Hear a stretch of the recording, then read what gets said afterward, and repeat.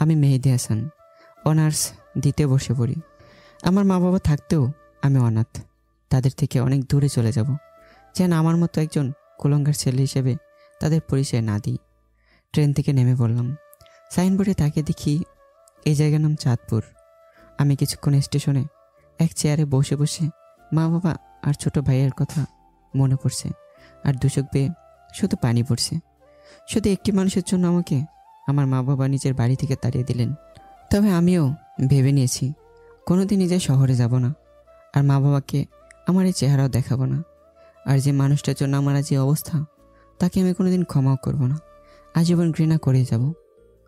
এখন একটা থাকার জায়গা করে তারপর কলেজে ভর্তি হতে হবে, কিন্তু কে সাহায্য করবে আমাকে? আমি তো কাউকে চিনি না এখানে। এবার স্টেশন থেকে বেরিয়ে শহরের দিকে যাচ্ছি। এভাবে হাঁটতে হাঁটতে কখন যে রাত হয়ে যায় খেয়ালই নেই। আমি রাস্তার ল্যাম্পপোস্টের নিচে দাঁড়িয়ে আছি, আর তখন একটা মেয়ে দৌড়ে এসে আমার পিছনে দাঁড়ালো।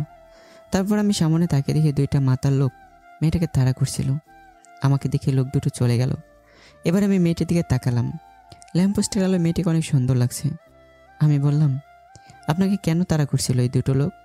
মেয়েটি কেঁদে কেঁদে এবার বলল, আমি আমার এক বান্ধবীর বাসা থেকে আসছিলাম, আর তখনই এই মাতার লোক দুটি পিছু নেয়, আর তারপরে আপনার সাথে দেখা। বুঝলাম, আর কোনো সমস্যা নেই, আপনি এখন যেতে পারেন। লোক দুটো পালিয়ে গেছে। না, আমার খুব ভয় পাচ্ছে। আমি কোনো দিন রাতে এভাবে একা একা বের হইনি, খুব ভয় পাচ্ছে আমার। আপনি যদি কিছু মনে না করতেন তাহলে আমাকে একটু বাড়ি পর্যন্ত দিয়ে আসবেন। আমি কিছুক্ষণ ভেবে, আসলেই মেয়েটি অনেক ভয় পেয়ে আছে, আর তাছাড়া একা একটা মেয়ে, তাই কিছু না ভেবেই তার সাথে যেতে চাইলাম। আপনার নামটা কি জানতে পারি? মেহেদী হাসান। আপনার নাম? আমার নাম রিমি। আমি অনার্স প্রথম বর্ষে পড়ি। বাড়িতে বাবা আর ছোট একটা বোন আছে। আপনার? আমি অনার্স দ্বিতীয় বর্ষে পড়ি, আর আমি এতিম, আমার কেউ নেই। মিথ্যা বললাম, কারণ যারা আমাকে বিনা দোষে বাড়ি থেকে বের করে দিতে পারে, তাই তাদের পরিচয় না দেয় স্ত্রীও। এবার মেয়েটির দিকে তাকিয়ে দেখি মেয়েটি আমার দিকে এক দৃষ্টিতে তাকিয়ে আছে, হয়তো আমার উপর মায়া হচ্ছে। হাঁটতে হাঁটতে রিমিদের বাসায় চলে আসলাম। রিমিরা বেশি বড় লোক না, আবার বেশি গরিবও না, মোটামুটি এরকম শহরে ভালোভাবে চলাফেরা যাবে। আমি রিমিকে বাড়ি দিয়ে যখনই চলে আসবো, তখনই রিমি আমাকে ডাকলো আর বলল, আমাদের এখানে আজকের রাতটা খেয়ে তারপর না হয় চলে যাবেন। অবশ্য আমারও খুব খিদে পেয়েছে, তাই সেই সকালে ভাতের বদলে বাবা মার হাতে মার খেতে হয়েছে, তাই আর মানা করতে পারলাম না। বাসার মধ্যে ঢুকে দেখি সুন্দর একটা বাড়ি, সব কিছু সাজানো গোছানো। তারপর রিমি তার আম্মুকে সব কিছু বললো আর আমাকে দেখিয়ে দিল। রিমির আম্মু আমার কাছে এসে কাঁদতে কাঁদতে বলল, আমার মেয়েকে বাঁচিয়ে তুমি অনেক বড় সাহায্য করলে বাবা, তোমার প্রতি আমরা সারা জীবন ঋণী হয়ে থাকবো। ছি ছি খালাম্মা, কী বলছেন এসব? মা কোনোদিন ছেলের কাছে ঋণী থাকতে পারে? আমি তো আপনার ছেলের মতনই। তখন রিমি এসে বলল, আহ মা, সেই কখন থেকে ক্ষুধা পেয়েছে, তাড়াতাড়ি খেতে দাও। আমি হাত মুখ ধুয়ে টেবিলে বসে খাবারের জন্য অপেক্ষা করছি, আর তখনই রিমির বাবা আসলো। আমি আবার সব বাবাকে একটু ভয় পাই, তাই সাথে সাথে দাঁড়িয়ে গেলাম। রিমি কে? এই ছেলেটাকে তো কোনোদিন দেখিনি আমাদের এলাকায়। তারপর রিমি তার বাবাকে সব ঘটনা খুলে বলল, আর তখন রিমির বাবা বলল, তোমার যেহেতু কেউ নাই তো কি হয়েছে, আমরা তো আছি। রিমির বাবার এরূপ কথা শুনে খুব খুশি হলাম, আর আমরা সবাই মিলে খেতে বসলাম। তখন রিমির বাবা বলল, তোমার যখন থাকার কোনো জায়গা নেই তাহলে আমাদের এখানে থাকবে, আর সকালে ক্লাস করবে, আর বিকাল থেকে রাত পর্যন্ত আমার সাথে আমার ব্যবসায় সাহায্য করবে। আমি রিমির বাবার কথা শুনে খুশি হয়ে গেলাম। যাক, অন্তত থাকার জায়গার একটা কাজ তো পেলাম। তারপরে রাতের খাবার খেয়ে রিমি আমাকে একটা রুমে নিয়ে গেল। দুজনে মিলে রুমটা একটু গোছালাম। আসলেই রিমি মেয়েটা অনেক সুন্দর আর অনেক ভালো, তবে রিমি আমার দিকে একটু পরপর আর চোখে তাকাচ্ছে আর মিটিমিটি করে হাসছে। সকালে উঠে ফ্রেশ হয়ে হালকা নাস্তা করে রিমির সাথে তাদের কলেজে গেলাম। ভর্তির কাজ সব শেষ হলে 3টা ক্লাস করে বাইরে এসে দেখি রিমি আমার জন্য বাইরে দাঁড়িয়ে আছে। কেমন হলো আজকের ক্লাসগুলো? অনেক ভালো, আর কলেজটা অনেক সুন্দর, খুব ভালো লেগেছে আমার। তারপর কলেজ থেকে এসে দুপুরে খাবার খেয়ে খালুজানের মানে রিমির বাবার সাথে তাদের দোকানে গেলাম। খালুর দোকানটা অনেক বড়, তাই আমি খালুর কাজে সাহায্য করলাম। এভাবে চলতে থাকে আমার নতুন জীবন। এখন আমি অনার্স ফাইনাল ইয়ারে, আর রিমি 3য় বর্ষ। রিমির বাবা আমাকে অনেক ভালোবাসে, একদম তাদের নিজের ছেলের মতো। আর রিমির ছোট বোনটা তো আমাকে ছাড়া কিছুই বোঝে না, সবসময় ভাইয়া ভাইয়া করে। আমি তাকে খুব ভালোবাসি। রিমির ছোট বোনের নাম হলো কিমি। তবে রিমির ব্যবহার দেখে আমি খুবই অবাক হই, মেয়েটা এত ভালো। আর মাঝে মাঝে রিমির আচরণ দেখে মনে হয় রিমি আমাকে খুব ভালোবাসে। আমার কখন কি লাগবে সবসময় চোখে চোখে রাখবে, কেয়ার করবে, মিষ্টি শাসন করবে। রিমির মিষ্টি শাসন আর কেয়ারগুলো খুবই ভালো লাগে। একদিন আমি কলেজে এক মেয়ে বন্ধুর সাথে কথা বলছি আর সামনে গেটের দিকে যাচ্ছি, আর তখনই সামনে দেখি রিমি, কিন্তু তার চোখ দিয়ে অনবরত পানি বের হচ্ছে। আমি আমার বন্ধুর কাছ থেকে বিদায় নিয়ে যেই রিমির সামনে যাব, তখনই ঠাস করে রিমি আমাকে জোরে একটা থাপ্পড় মারল। থাপ্পড় মেরে রিমি বাসায় চলে গেল, আর আমি মাথা নিচু করে দাঁড়িয়ে আছি। চোখ দিয়ে দুপাটা নোনা জল বেরিয়ে আসলো। আবার সেই পুরনো কথা মনে করে দিল। 2 বছর আগে ঠিক একইভাবে আমাকে চর মেরেছিল আমার এক খুব কাছের মানুষ। খুব কষ্ট পেয়েছিলাম তখন। রিমি আমাকে থাপ্পড় মারলো, কিন্তু 2 বছর আগে আমাকে এভাবে থাপ্পড় মেরেছিল, তখন হাজার গুণও কষ্ট পেয়েছিলাম। কলেজের পর আমি আর রিমিদের বাসায় যাইনি। একটা ট্রেন লাইনে বসেছিলাম। বসে থাকতে থাকতে আর খালুর দোকানে যাওয়া হলো না। রিমি আমাকে থাপ্পড় মেরেছে, এই জন্য আমি কষ্ট পাইনি। রিমি আমাকে থাপ্পড় মেরে আমার পুরনো কথা মনে করে দিয়েছে, তাই খুব কষ্ট হচ্ছে। তাই বসে আছি আর সিগারেট খাচ্ছি। হঠাৎ করে ফোনটা বেজে উঠল। হাতে নিয়ে দেখি রিমি ফোন দিয়েছে। আমি রিসিভ না করে ফোন সাইলেন্ট করে রেখে দিলাম। আবার পুরনো কথা ভাবছি। ভাবতে ভাবতে রাত 10টা বেজে গেল। এবার ফোন হাতে নিয়ে দেখি খালু জানে 6 বার কল দিয়েছে। আবার ফোন এসেছে খালুর। আমি রিসিভ করলাম। তখন খালু বলল, মেহেদি তুমি কোথায়? কত টেনশন হচ্ছে তুমি জানো, তাড়াতাড়ি বাসায় আসো। জি খালু, আসছি। কিছুক্ষণ হাঁটার পর বাড়ি চলে আসলাম। কলিং বেল চাপ দিতেই খালা দরজা খুলে দিল। কোথায় ছিলে তুমি বাবা? সেই কখন থেকে বসে আছি, যাও হাত মুখ ধুয়ে এসো। জি খালা, আসছি। তারপর ভিতরে ঢুকতেই মিনি মানে আমার পিচ্চি বোনটা দাঁড়িয়ে এসে আমাকে জড়িয়ে ধরে কান্না করছে আর বলছে, ভাইয়া কোথায় ছিলে তুমি? জানো আমি তোমার জন্য কত কান্না করেছি, আর আপু এখনো কান্না করছে, তুমি আসোনি তাই। আর হবে না আমার পাগলি বোনটি, এবারের মতো ক্ষমা করে দাও আমাকে। কিন্তু রিমি কান্না করছে শুনে খুব খারাপ লাগছে। আমি এবার রিমি রুমের দিকে গেলাম আর রিমি বলে ডাক দিলাম। রিমি আমার দিকে যে তাকালো, আমি তো ভয় পেয়ে গেলাম। রিমির চোখ লাল হয়ে ফুলে আছে, হয়তো কান্না করে অবস্থা হয়েছে। এবার রিমি দৌড়ে এসে আমাকে জড়িয়ে ধরে জোরে জোরে কান্না করে দিল। আমি তো বেশ অবাকই হলাম। কোথায় ছিলে তুমি? জানো আমি কত টেনশনে ছিলাম। আমি মনে করেছি তুমি আমাদের ছেড়ে চলে গেছো। তুমি আমায় ছেড়ে কখনো যাবে না, আগে প্রমিস করো। আমি রিমিকে বুক থেকে সরিয়ে নিয়ে বললাম, কোথায় যাব আমি? তোমরা ছাড়া আমার কে আর আছে? কেউ নেই তো আমার। তাহলে আমি কোথায় যাব বলো? মনে থাকে যেন, আর যেখানে যাবে আমাকে বলে যাবে। তাহলে আমাকে কলেজে এভাবে সবার সামনে থাপ্পড় মারলে কেন? তাহলে তুমি ওই মেয়েটার সাথে অমনভাবে হেসে কথা বলছিলে কেন? তুমি জানো কতটা কষ্ট হয়েছিল? কই হেসে কথা বলছি? আর ও তো আমার ক্লাসমেট, ওর সাথে তো কথা বলতেই পারি। আর ওর সাথে কথা বলেছি তো তোমার কি? আমার কি মানে? আমি তোমাকে ভালোবাসি, আমার নিজের জীবনের থেকেও তোমাকে ভালোবাসি। তোমার সরলতাকে আমি ভালোবেসে ফেলেছি। এবার আমি রিমির থেকে এক ঝটকে দূরে সরে আসলাম। কি বলছো সব তুমি? জানো তুমি কি বলছো? আরে হয় না রিমি, আমি একজন এতিম। তোমার বাবা আমাকে আশ্রয় দিয়েছেন, আমি তার সাথে বিশ্বাসঘাতকতা করতে পারবো না। আর তাছাড়া তোমার বাবা জানতে পারলে আমাকে কোনোদিন ক্ষমা করবেন না। আমাকে তুমি ভুলে যাও। রিমি এবার জোরে জোরে কান্না করতে লাগলো আর বলল, আমি বাবাকে সব বুঝিয়ে বলবো, প্লিজ আমাকে ফিরিয়ে দিও না। প্লিজ রিমি, এমন পাগলামো করো না। আর সবাই বাড়িতে আসে, কেউ শুনে ফেলে দিলে আমাকে সবাই ভুল বুঝবে রিমি। আমি আর কথা না বাড়িয়েই যে রিমির রুম থেকে বাইরে আসবো, তখন থেকে রিমির মা দরজার পিছনে দাঁড়িয়ে আছে, হয়তো সব শুনে ফেলেছে। আমি রিমির মার দিকে তাকিয়ে দেখে রিমির মা কান্না করছে। হয়তো রিমির চোখের পানি রিমির মা সহ্য করতে পারেনি।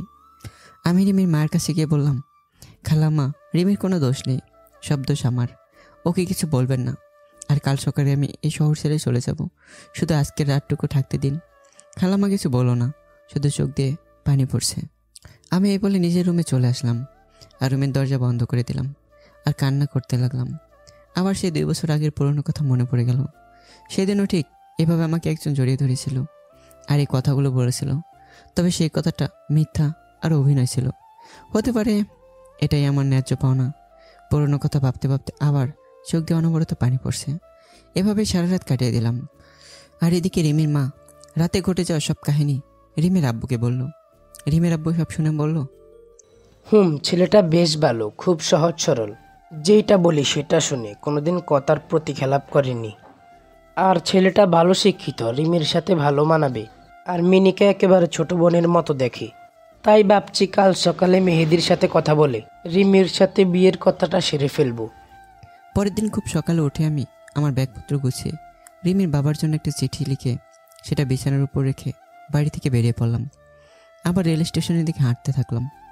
আবার অন্য কোনো শহরে যেতে হবে এটা ভেবে খুব কান্না পাচ্ছে যে রিমি মেয়েটা খুব ভালোবাসে আমায়। আর পাগলি বোনটিকেও খুব মিস করব। খালাকে খুব মনে পড়বে, কিন্তু কিছু করার নেই। আমি ট্রেনের জন্য স্টেশনে বসে আছি। ট্রেন আসতে 1 ঘন্টা দেরি হবে। আর এদিকে রিমির মা ঘুম থেকে উঠে রিমির কাছে গিয়ে কারাতে সব কথা বলল। রিমি তা শুনে প্রায় পাগলের মতো হয়ে গেল। খুশিতে তার মাকে জড়িয়ে ধরল। এবার রিমি দৌড়ে আমার রুমে চলে গেল। আর যখনই দরজায় নক করতে যাবে তখনই দেখে দরজা খোলা রয়েছে। রিমি তখন রুমের ভিতরে গিয়ে দেখে আমি রুমে নেই, আর আমার জামা কাপড় ব্যাগপত্র কিছুই নেই। তখনই চোখ গেল বিছানার উপর। রিমি চিঠিটা হাতে নেই পড়তে থাকলো। চিঠি পড়া শেষে রিমি চিৎকার দিয়ে আম্মু বলে ডাক দিয়ে বেহুশ হয়ে পড়ে গেল। রিমির মা সাথে সাথে আমার রুমে গিয়ে দেখে রিমি বেহুশ হয়ে পড়ে আছে। রিমির মা সাথে সাথে রিমি খাটের উপরে তুললো। রিমির বাবা রিমির হাতে একটা কাগজ দেখলো, আর কাগজটা খুলে দেখে একটা চিঠি। রিমির বাবা চিঠিটা পড়তে লাগলো। শ্রদ্ধেয় খালুজান, প্রথমে সালাম নেবেন। আশা করি আপনি এতক্ষণে সব জেনে গেছেন। এতে রিমির কোনো দোষ নেই খালুজান। তাই আমি এই শহর ছেড়ে চলে যাচ্ছি, আর কোনোদিন হয়তো দেখা হবে না। তাই এই এতিম ছেলেটাকে ক্ষমা করে দেবেন, আর নিজের পরিবারের দিকে একটু খেয়াল রাখবেন। এতিম ছেলে। রিমির বাবা চিঠিটা পড়া মাত্রই প্রথমে বাস স্ট্যান্ডে গিয়ে খুঁজলো, কিন্তু পেল না। তারপর রেল স্টেশনের দিকে গেল, আর তখন দেখলো আমি একটা ব্রেঞ্চের উপরে মাথা নিচু করে বসে আছি। রিমির বাবা আমার কাছে গিয়ে মাথায় হাত বোলালো, আর তখন আমি উপরে তাকে দেখি খালুজান। খালু, আপনি এখানে? আমার ছেলেটাকে নিয়ে নিতে এসেছি। কিছু তো বুঝলাম না। কাল রাতে রিমির মা সব বলেছে আমায়, আর তখন ভাবলাম আমার মেয়ের জন্য এর থেকে ভালো ছেলে কেউ নেই। তাই আমার মেয়ের জামাইকে নিতে এলাম। কিন্তু খালু, আমি একজন এতিম। আর কিছু বলতে দিল না।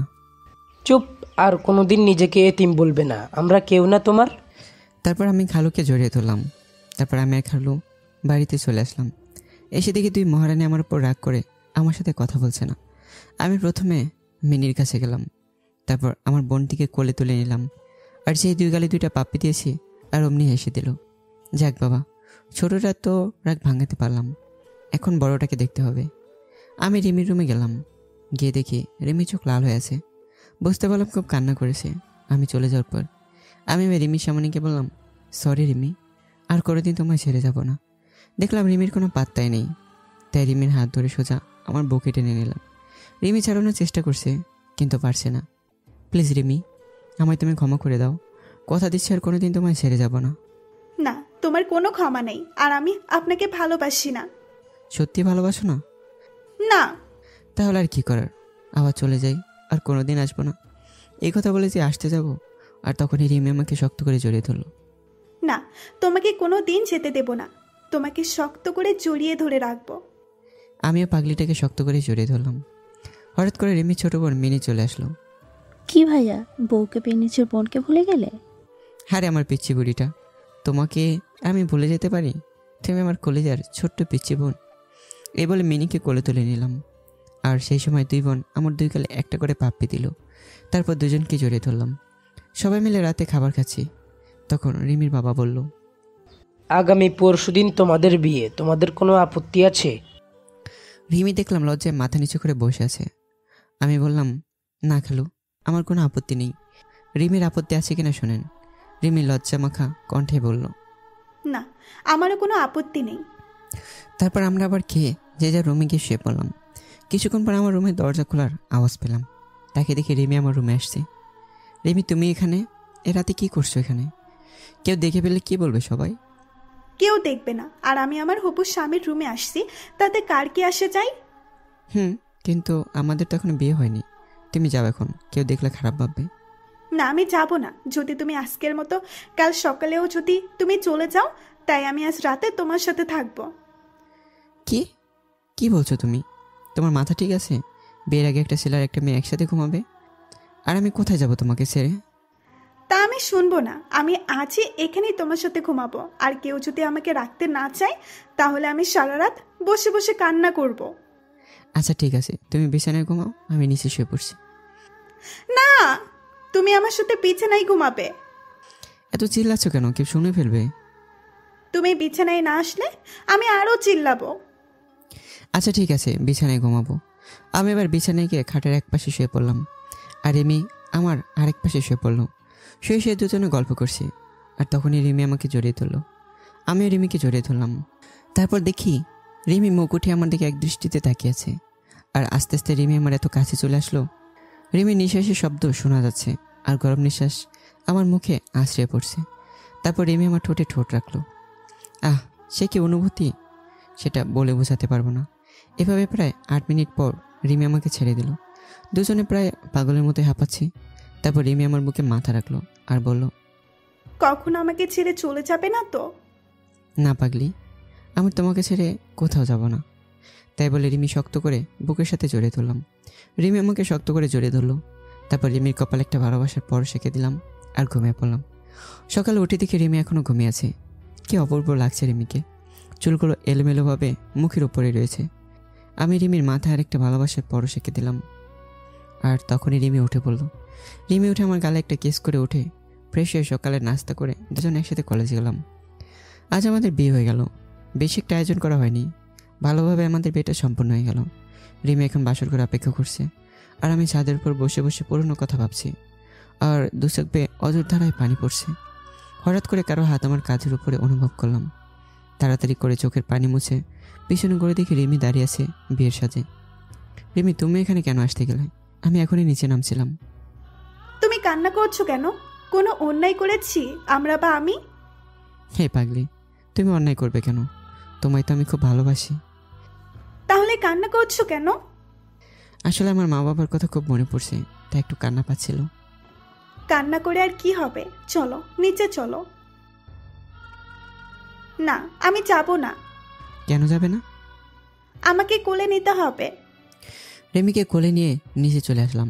তারপর বাসর ঘরে ঢুকে রিমি আমার বুকে মাথা রেখে শুয়ে পড়ল। আমি রিমিকে জোরে ধরে শুয়ে পড়লাম। এভাবে চলছিল আমাদের সংসার জীবন। খুব সুখে জীবনযাপন করছিলাম।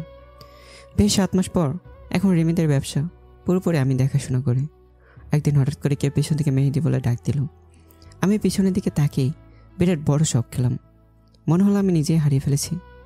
পিছনে তাকাতেই মেয়েটা আমাকে শক্ত করে জড়িয়ে ধরে হামাও করে কাঁদতে থাকলো। হ্যাঁ, এই মেয়েটি হলো অনিকা। তুমি কোথায় ছিলে এতদিন? তুমি জানো তোমাকে আমি পাগলের মতো খুঁজেছি, কিন্তু তোমাকে কোথাও পাইনি। তুমি চলে যাবার পর আমি তোমার জন্য প্রতি রাতে কান্না করেছি। আমার একটা ভুলের জন্য তুমি আমাকে এত বড় শাস্তি দেবে? আমি তো তোমার সাথে একটু মজা করেছিলাম, আর তুমি সেই মজা সিরিয়াসলি নিয়ে তুমি কেন আমায় ছেড়ে চলে আসলে? আমি অনিকাকে সরিয়ে দিয়ে বললাম, দেখুন, আমার জীবন অতীতে যা ঘটে গিয়েছে আমি সব ভুলে গেছি। আর তাছাড়া আমার এখন একটা ভবিষ্যৎ আছে। আমি এখন বিবাহিত। অনিকা আমার কাছ থেকে এই কথা শোনার মনে হয় কোনো আশাই করেনি। তাই অনিকা আমার দিকে অবাক চোখে তাকিয়ে আছে, আর দু চোখ দিয়ে পানি পড়ছে। আমি চাই না যে তুমি আমাদের বিবাহিত জীবনে দেয়াল হয়ে দাঁড়াও। তোমার এই দিনের ঘটনার পর তোমাকে সবচেয়ে বেশি ঘৃণা হয়। তোমার কথা মনে পড়লে আমার প্রচণ্ড রকমের রাগ হয়। আর তোমার জন্য আমাকে আমার মা বাবা ভুল বুঝলো, আমাকে বাড়ি থেকে তাড়িয়ে দিল। তাই তুমি আমার সামনে আসবে, তোমাকে আমার একদম সহ্য হয় না। তাই তুমি আমার সামনে না আসলে আমি খুশি হব। অনিকা শুধু নীরব হয়ে কান্না করেই যাচ্ছে। অনিকা কান্না করতে করতে চলে গেল। আমি হঠাৎ করে পিছনে তাকিয়ে দেখি রিমি দাঁড়িয়ে আছে, আর রিমি চোখ দিয়ে টপ টপ করে পানি পড়ছে। হয়তো রিমি সব শুনে ফেলেছে। আমি রিমিকে দেখে কোনো অবাক হইনি, কারণ সত্যি কথা কোনোদিন চাপা থাকে না। এবার আমি রিমির সামনে গেলাম। রিমি আমাকে শক্ত করে জড়িয়ে ধরে কান্না করতে থাকলো। আমি রিমিকে শক্ত করে জড়িয়ে ধরলাম। কে ওই মেয়েটা তোমাকে জড়িয়ে ধরে ভালোবাসি বললো? আমার অতীত। তুমি তো বলেছিলে তুমি এতিম, তোমার কেউ নেই। তাহলে আমার সাথে মিথ্যে বললে কেন? আমি তখন পরিস্থিতির শিকার ছিলাম, আর আমার মা বাবা ছোট ভাই সবাই আছে। রিমি এবার আবার আমাকে শক্ত করে জড়িয়ে ধরে বলল, আমাকে ছেড়ে যাবে না তো কোনোদিন? না আমার পাগলি বউ, তোমাকে ছেড়ে কোথাও যাব না। তাহলে আমাকে বলতে হবে তোমার অতীতের কথা। সব বলবো, আগে বাড়ি চলো। আমি আর রিমি চলে আসলাম। এসে আমি আর রিমি কিছুক্ষণ ঘোরাঘুরি করলাম। এই সময় রিমি আমার হাত শক্ত করে ধরে রেখেছিল। মনে হচ্ছে হাত ছাড়লে আমি হারিয়ে যাব। পাগলিটা আমাকে অনেক ভালোবাসে, আমি পাগলিটাকে অনেক ভালোবাসি। কোথাও যাবো না তোমাকে ছেড়ে। আমরা ঘোরাঘুরি করে রাতে বাসায় এসে খাওয়া দাওয়া করে সবাই সোফায় একসাথে বসলাম। আমি আগে বলতে লাগলাম আমার 2 বছর আগের পুরনো কথা। 2 বছর আগে, চলুন আপনাদেরকেও শুনে নিয়ে আসি সেই ঘটনা। মোবাইলের মেসেজে টুংটুং শব্দে ঘুম থেকে উঠে পড়লাম। দেখি মিষ্টি মেয়ে একটা আইডি থেকে মেসেজ এসেছে। Hi, hello. কেমন আছেন? জি ভালো, আপনি কেমন আছেন? ভালো। আপনারগুলো আমার কাছে অনেক ভালো লাগে। বলতে গেলে আপনার প্রেমে পড়ে গিয়েছি। কি বললেন? কার প্রেমে পড়েছেন আপনি? সরি, আপনাকে না, আপনার গল্পের প্রেমে পড়ে গিয়েছি। ও ধন্যবাদ, আমাকে বাঁচালেন। আমি তো ভয় পেয়ে গিয়েছিলাম। এদিকে বারবার আম্মু ডাকছে, কলেজে দেরি হয়ে যাবে। ভাই, আম্মু ডাকছে, কলেজ যেতে হবে। তাই বলে আমি অফলাইন হয়ে গেলাম। আমি ঘুম থেকে উঠে হালকা নাস্তা করে কলেজে চলে আসলাম। আমি আমার রুমে যেই ঢুকতে যাব, তখন একটা মেয়ের সাথে ধাক্কা লেগে মেয়েটি পড়ে গেল। আমি সরি বলে চলে আসলাম আমার সিটে। আমি একবার পিছনে তাকিয়ে দেখি মেয়েটি রাগী চেহারা আমার দিকে তাকিয়ে আছে। আমি এত কিছু না ভেবেই ক্লাসে মনোযোগ দিলাম। এভাবেই সব ক্লাস করে কলেজ থেকে বাড়ি আসছি। তখন আমার পিছন থেকে কে যেন শার্টের কলার টেনে ধরলো। আমি পিছনে ঘুরতে দেখি সকালে যে মেয়ের সাথে ধাক্কা খেয়েছিলাম সেই মেয়েটি। ওই সকালে আমাকে ওইভাবে ধাক্কা দিয়ে ফেলে চলে গেলি, আবার আমাকে না তুলে চলে গেলি কেন? সরি বললাম তো তখন, তাহলে আবার কেন আমার কলার ধরলে? ওই পিচ্ছি, তুই জানিস আমি কে? তোর সিনিয়র আমি, আর তুই আমাকে তুই করে বললি। দাঁড়া, তোর কি অবস্থা করে দেখ। মেয়েটি ঠাস করে একটা চড় মেরে দিল। আর যেন কোনো দিন তোরে আমার সামনে না দেখি। তাই বলে আরও একটা চড় মারলো। ওরা চলে গেল আর আমি ওখানে মাথা নিচু করে দাঁড়িয়ে থাকলাম। তবে মেয়েটি রাগলে খুব সুন্দর লাগে, একদম আমার স্বপ্নের রাজকুমারী। রাগলে তার ঠোঁট দুটো একদম লাল হয়ে যায়। আমি তো রাজকুমারীর প্রেমে পড়ে গেলাম। মনে হচ্ছে গাল দুইটা ধরে শুধু চুমুই খাই। আমি চলে এসেছি, তখন আমার এক বন্ধু বলল, কি রে অনিকা, তোকে মারলো কেন? তাহলে মেয়েটি না মনিকা? বাহ, নামের সাথে চেহারার কত মিল। কি রে, কি ভাবছিস? জানিস অনিকা কে? অনিকা হলো এই এলাকার নেতার মেয়ে, সেই জন্য এত দামাকুর। সব ছেলেরা ওকে ভয় পায়। কিন্তু আমি ভয় পাইনি। দোস্ত, তুই আমাকে নিয়ে চিন্তা করিস না, দেখিস একদিন অনিকা আমার হবেই। মানে কি বলতে চাস তুই? আমি তো কিছুই বুঝতে পারছি না। আমার অনিকাকে খুব ভালো লেগেছে। তার রাগিমাখা চেহারা যেন কোনো রাজকুমারী। অনিকা রাগলে তার গাল দুটো লাল হয়ে যায়। অনিকার বাবা জানলে তোকে কিন্তু ছাড়বে না। সে পরে দেখা যাবে, চল আগে 2টা সিগারেট খেয়ে বাসায় যাই। তারপর সিগারেট শেষ করে আমি বাসায় চলে আসলাম। এসে প্রেস হয়ে একটু ফেসবুকে ঢুকলাম। দেখলাম সকালে সেই মিষ্টি মেয়ে আইডি থেকে মেসেজ এসেছে। দেখলাম সে অনলাইনে আছে। আপনি কোন কলেজে পড়েন? KMS সরকারি কলেজ। আপনি কোন কলেজে পড়েন? কোন ইয়ারে পড়েন আপনি? OMG, আমিও তো ওই কলেজেই পড়ি, অনার্স 3rd ইয়ারে। আপনি কোন ইয়ার? আমি 2য় ইয়ার। তাহলে কাল সকাল 10টায় বড় আম গাছের নিচে আসবেন। আমি আপনাকে দেখব। যে এত সুন্দর গল্প লেখে তাকে একটু দেখব। ঠিক আছে, আসবো এখন, বাই। পরের দিন আমি একটু দেরি করে কলেজে গেলাম। যে দেখে অনিকা সে আম গাছের নিচে একা দাঁড়িয়ে আছে আর মনে হয় কারোর জন্য অপেক্ষা করছে। তারপর আমাকে সেই মেয়েটি মেসেজ দিল, লেখক সাহেব কোথায় আপনি? আপনি কোথায় আছেন? আর আমি কলেজে চলে আসছি। আমি আম গাছের নিচে দাঁড়িয়ে আছি। আমি আবার গাছের নিচে তাকালাম, দেখে অনিকা ছাড়া আর কেউ নেই। এবার আমি মনে মনে একটু খুশি হলাম। তবুও শেয়ার হওয়ার জন্য আমি আবার ওকে মেসেজ দিলাম, আপনি কি হলুদ ড্রেস পরে আছেন? তাহলে আপনি চলে আসেন, আমি আপনাকে দেখব। এবার আমি মনে মনে প্যান্ট ডান্স দিচ্ছি। আমি লুঙ্গি পরিনি, তাই প্যান্ট পরে একটু ডান্স দিলাম। তখন আমি ভাবলাম ওকে এভাবে দেখা দেওয়া যাবে না, আমাকে সবার সামনে চড় মারা, তাই না? এবার দেখো আমি কি করি ম্যাডাম, আমি আপনার সাথে দেখা করতে পারবো না। অনিকা বলল, কেন পারবেন না? আমি কি কোনো অপরাধ করেছি? কি অপরাধ বলেন?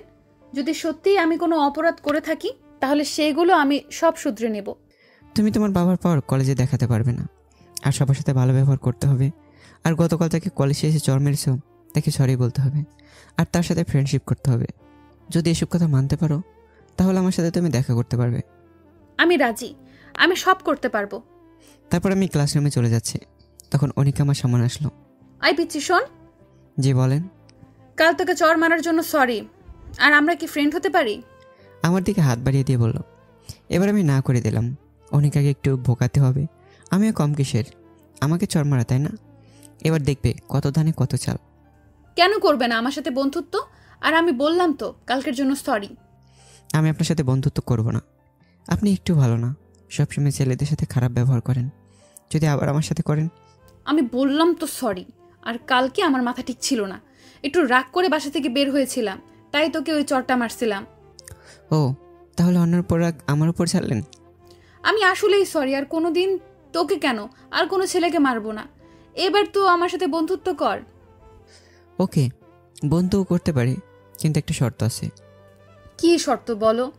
আমি যা বলবো তাই শুনতে হবে। আর এসব ছেলেদের কাপড় পরা যাবে না, আর সবার সাথে ভালো আচরণ করতে হবে। ওই পিচ্ছি, তুই আমারে হুকুম করার কে? আর আমি তোর কোনো কথা মানতে পারবো না। ওকে, তাহলে আমি তোমার সাথে বন্ধুত্ব করতে পারবো না। এবার অনিকা নিচের দিকে কিছুক্ষণ ভেবে, আচ্ছা, তোর শর্তে আমি রাজি। আচ্ছা, এখন আমি ক্লাসে যাই।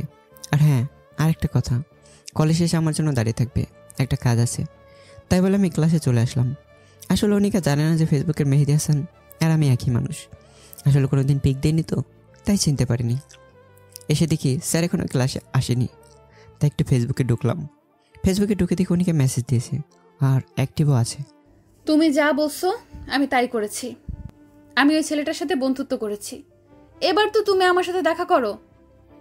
আমি বলেছি তো, আমার যখন সময় হবে তখন আমি নিজেই তোমার সাথে দেখা করব। তোমাকে যে কাজটুকু করতে দেওয়া হয়েছে সেটুকু আগে করো। তাই বলে আমি অফলাইন হয়ে গেলাম আর ক্লাসে মনোযোগ দিলাম। ক্লাস শেষে আমি বাইরে এসে দেখি অনিকা একা একা সে বড় আম গাছটা নিচে দাঁড়িয়ে আছে। আমি অনিকার কাছে গিয়ে বললাম, চলো আজ দুজনে মিলে ঘুরতে যাব আর ভালো একটা রেস্টুরেন্টে দুপুরে খাবার খাবো। অনিকা আমার কথা শুনে সোজা আমার কলা ধরে বলল, কি বললি তুই? আমি তোর সাথে ঘুরতে যাব? তুই ভাবলি কি করে? ঘুরতে না গেলে বন্ধুত্ব করবো না আমি তোমার সাথে। তারপর অনিকা কিছুক্ষণ ভেবে বলল, ওকে, আমি রাজি। তারপর আমি আর অনিকা একটা রিক্সা উঠে চলে আসলাম একটা নদীর তীরে। রিক্সা আসার সময় অনিকা আমার সাথে একটা কথা বলেনি। তারপর আমরা একটা নদীর তীরে চলে আসলাম। অনিকা নদীর তীরে দাঁড়িয়ে আছে আর অনিকার চুলগুলো বাতাসে এলোমেলোভাবে উড়ে বেড়াচ্ছে। আর অনিকা সেই চুলগুলো কানের কাছে নিয়ে এসে বারবার ঠিক করতে ব্যস্ত। অনিকাকে কি সুন্দর লাগছে! মনে হচ্ছে আমি পিছন থেকে আলতো করে জড়িয়ে ধরে হাজারবার আমি তোমাকে ভালোবাসি বলতে ইচ্ছে করছে, কিন্তু ইচ্ছে থাকলেও উপায় নেই। অনিকা বলল, ওই তোর নাম কি? আমার নাম মেহেদি হাসান। তারপর অনিকা আমার দিকে কেমন দৃষ্টিতে তাকিয়ে রইল। তারপর আরেকটু ঘোরাঘুরি করে চলে আসলাম একটা রেস্টুরেন্টে গিয়ে। তারপর কিছু খাবার খেয়ে বাড়ি চলে আসলাম। বাড়ি এসে ফ্রেশ হয়ে বিকেলে বন্ধুদের সাথে একটু আড্ডা দিচ্ছি আর সিগারেট টানছি। আসলে আমি একটু সিগারেট খাই আর রাতের খাবার খেয়ে শুয়ে ফেসবুকে লগ ইন করি। অনিকের সাথে কিছু কথা বলে ঘুমিয়ে পড়লাম। পরের দিন সকালে ঘুম থেকে উঠে ফ্রেশ হয়ে কলেজে চলে আসলাম। কলেজে এসে দেখি অনিকা এখনও আসেনি, তাই একটি বন্ধুদের সাথে আড্ডা দিচ্ছি। তখনই অনিকা আসলো। অনিকাকে আজ কালো ড্রেস পরে অনেক সুন্দর লাগছে, মনে হচ্ছে আমার স্বপ্নের রাজকুমারী। তারপর অনিকা তার বান্ধবীদের কাছে গেল আর মোবাইলের দিকে তাকিয়ে আছে, মনে হয় ফেসবুকে অ্যাক্টিভ আছে। তাই আমি ফেসবুকে লগ ইন করলাম আর মেসেজ দিলাম, আজ তোমাকে অনেক সুন্দর লাগছে। এমনভাবে কলেজে আসলে তো আমি তোমার প্রেমে পড়ে যাব। আর তুমি চোখে কাজল দাওনি কেন? এর পরের বার জন্য 2 চোখে কাজল পড়তে বলো না। এরপর দেখি অনিকা আশেপাশে হয়রানি হয়ে আমাকে খুঁজছে, কিন্তু পাচ্ছে না। তখন আবার অনিকা মেসেজ দিল, কোথায় তুমি? প্লিজ একবার আমার সামনে আসো, তোমাকে দেখতে খুব ইচ্ছে করছে। আমাকে খুঁজে লাভ নেই, আর আমি সময় হলে তোমাকে দেখা দেব। এই বলে আমি অফলাইন হয়ে গেলাম আর আমি অনিকার সামনে গেলাম। আমি যাওয়াতে অনিকা কিছুটা বিরক্ত মনে হলো। তারপর কিছু কথা বলে আমি চলে আসলাম আমার ক্লাসরুমে।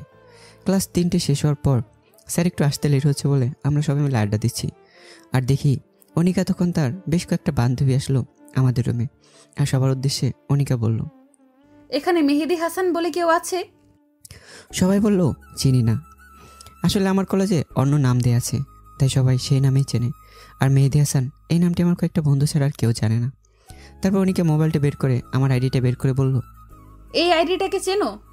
এই আইডিটার মেহেদি হাসানের। আর মেহেদি হাসান আমাদের কলেজেই পড়ে, কেউ জানতে পারলে আমাকে জানাবে। আর তখন আমাদের ক্লাসের সেরা সুন্দরী বলল, এই মেহেদি হাসান আমাদের কলেজে পড়ে? আমি তো ভাবতেই পারছি না। আমি মেহেদি হাসানের বিরাট বড় একটা ফ্যান। মেহেদির সব গল্প আমি পড়ি। মেহেদিকে যদি কখনো খুঁজে পান তাহলে আমাকে একটু জানাবেন আপু, প্লিজ প্লিজ। আমি তো অবাক। আজ আমি যদি আমার প্রোফাইলে আমার পিক দিতাম তাহলে অন্তত আজ সিঙ্গেল থাকতে হতো না। এখন নিজের কপালে নিজে চড় মারতে ইচ্ছে করছে। তারপর কলেজ শেষে আমি বাড়ি এসে ফ্রেশ হয়ে দুপুরের খাবার খেয়ে একটা ঘুম দিয়ে বিকেলে বন্ধুদের সাথে আড্ডা দিতে গেলাম। আড্ডা দিয়ে এসে রাতের খাবার খেয়ে রুমে গিয়ে ফেসবুকে লগ ইন করলাম। তখন থেকে অনিকা অ্যাক্টিভ রয়েছে। আমি অনিকাকে মেসেজ দিলাম, তুমি আমাকে এভাবে প্রতিটা ক্লাসরুমে খুঁজেছিলে কেন? তুমি ভালো করে জানো আমাকে খুঁজে পাবে না। তোমাকে দেখতে খুব ইচ্ছা করছিল, তাই নিজেকে আর সামলাতে পারিনি। আর যেন কোনো দিন তোমাকে এভাবে আমাকে খুঁজতে না দেখি। আর সময় হলে আমি নিজেই তোমার সাথে দেখা করে নেব। আর কিছু না বলে চ্যাট অফ করে ঘুমিয়ে পড়লাম। এভাবে আমার আর অনিকার মেসেঞ্জারে নিয়মিত কথা হয়। অনিকা আমাকে অনেক কেয়ার করে, অনেক শাসনা করে। অনিকা মনে হয় আমাকে ভালোবাসে। অনিকার কথাতে তো বুঝতে পারি যে অনিকা আমাকে অনেক ভালোবাসে। আর এদিকে অনিকার সাথে আমার ভালো বন্ধুত্ব তৈরি হয়ে গেছে। আমাকে দেখে আর বিরক্ত হয় না। আজ কলেজ শেষে বিকেলে বন্ধুদের সাথে আড্ডা দিতে গেছি। আর আমার এক বন্ধুর সাথে কোনো একটা বিষয় নিয়ে অনেক কথা কাটাকাটি হয়। তাই আমি রাগ করে বাড়ি চলে আসলাম। এসে কিছুই ভালো লাগছে না, তাই ঘুমিয়ে পড়লাম। আজ আর অনিকার সাথে কথা হলো না। এভাবে 2 দিন আমি কলেজে যাইনি, আর ফেসবুকেও লগ ইন করিনি। আজ 2 দিন পর আমি কলেজে যাচ্ছি। কলেজের গেট দিয়ে ঢুকতে যাব, তখনই দেখি অনিকা গেটের কাছে দাঁড়িয়ে আছে। আমি অনিকার চোখের দিকে তাকিয়ে রীতিমতো ভয় পেয়ে গেছি। চোখ দুটো লাল আর ফুলে আছে, মনে হয় 2 দিন ধরে কান্না করেছে। অনিকা, তোমার কি হয়েছে? তোমার চোখ ফুলে আছে কেন? তারপর অনিকা সোজা আমার কলার ধরে টানতে টানতে 5 তলা একটা বিল্ডিংয়ে নিয়ে যায়। ওখানে সাধারণত কেউ আসে না, আর কোনো ক্লাসও হয় না। কি ব্যাপার, তুমি আমাকে এখানে নিয়ে আসলে কেন? তুই ভেবেছিস কি হ্যাঁ তোকে আমি খুঁজে পাবো না? তুই আমার সাথে খেলা করেছিস, তুই আমাকে ইমোশনাল করেছিস, আমাকে ব্ল্যাকমেল করে আমাকে কান্নার কষ্ট দুটাই করিয়েছিস। অনিকা ঠাস ঠাস করে আমার গালে থাপ্পড় বসিয়ে দিল। কি বলছো তুমি? আমি তো কিছুই বুঝতে পারছি না। আর তুমি কান্না করছো কেন? অনিকা সোজা আমার কলার ধরে বলল, ওই আমি কি বলছি মানে? তুই কিছুই বুঝতে পারছিস না। তোকে আমি ভালোবাসি, তুই বুঝিস না? তোকে এত কেয়ার করি, এত শাসন করি কি জন্য করি তুই জানিস না? আর এসব করে কাদের? যারা নিজের জীবনের থেকেও তাদের কাছে প্রিয়, তাদের কেয়ার করে। তুই কেন বুঝিস না? আমি তোকে অনেক ভালোবাসি। আমি তোকে অনেক ভালোবাসি রে পাগলি, সেই জন্য তো তোর সাথে বেশি কথা বলতাম। এবার অনিকা দৌড়ে এসে আমাকে শক্ত করে জড়িয়ে ধরলো। আমি আমার পাগলিটাকে শক্ত করে জড়িয়ে ধরলাম। তুমি আমার সাথে কেন এমন করলে? তুমি কেন সেদিন আমার সামনে আসোনি বলো? আমি এমন করেছি তার কারণ হলো, সেদিন তুমি সবার সামনে আমাকে চড় মেরেছিলে, আর তোমার অহংকার ভেঙে ফেলার জন্যই। I love you Babu. I love you two বাবা। এভাবে কিছুক্ষণ থাকার পরে দেখি অনিকার বাবা, অনিকার বড় ভাই আর আমার সে বন্ধু চলে আসছে। আমি সাথে সাথে অনিকাকে ছেড়ে দিলাম। অনিকার বাবা একটা বড় নেতা। এবার অনিকার ভাই আরও কিছু লোকজন এসে আমাকে মাটিতে ফেলে লাথি মারতে লাগলো। আর অনিকার বাবা অনিকাকে টানতে টানতে নিয়ে গেল। আর এদিকে মার খাওয়ার জন্য আমার নাক মুখ দিয়ে রক্ত পড়তে লাগলো। তবুও তারা একইভাবে মেরেই যাচ্ছে। কখন যে বেহুশে মাটিতে পড়ে গেছে মার খেতে খেতে। আমি বেহুশ হয়ে যাওয়ার পরে মনে হয় আমাকে অনেক মেরেছে। তারপর যখন আমার জ্ঞান ফিরল, তখন আমি নিজেকে প্রিন্সিপালের অফিসে আবিষ্কার করলাম। আস্তে আস্তে যখন চোখ খুললাম, তখন সামনে দেখি অনিকা, অনিকার আব্বু আর তার বড় ভাই আছে। আর অন্যদিকে তাকে দেখি আমার আব্বু আর আমার আম্মু রয়েছে। আম্মু আমাকে চোখ তুলতে দেখে এভাবে কান্না করে যাচ্ছে। খুব কষ্ট হচ্ছে উঠতে, শরীরে খুব ব্যথা, কোনোভাবে উঠতে পারছি না। তখন আমার মা আমাকে সাহায্য করতে আসছিল, আর বাবা মাকে আটকে দিল। আব্বু মনে হয় আমার উপর অনেক রাগ করে আছেন। এবার আমি অনিকার দিকে তাকালাম, দেখি অনিকা চুপ করে মাথা নিচু করে দাঁড়িয়ে আছে, আর চোখ দুটো লাল ও ফুলে আছে। দেখুন প্রিন্সিপাল সাহেব, আমি আপনাকে অনেক সম্মান করি, এজন্য আপনার উপর কোনো কথা বলবো না। এই ছেলে গত 6 মাস ধরে আমার মেয়েকে ডিস্টার্ব করতেছে, আর বারবার প্রেমের প্রস্তাব দিয়েছে। আমার মেয়ে যখন তার কথায় রাজি হয়নি, তখন সে আমার মেয়েকে একা ডেকে নিয়ে ধস্তাধস্তি করার চেষ্টা করেছে। এখন আপনি যা মনে করেন তাই বিচার করুন, আর আপনি চাইলে আমার মেয়ে আনিকাকে জিজ্ঞেস করতে পারেন। আমার কথা বলার কোনো শক্তি নেই, খুব পানির তৃষ্ণা পেয়েছে, গলা একদম শুকিয়ে গেছে, কোনো কথা বলতে পারলাম না। এবার আমাদের প্রিন্সিপাল অনিকাকে প্রশ্ন করলো, অনিকা মামুনি, তোমার বাবা যা বললো সব কি সত্যি কথা?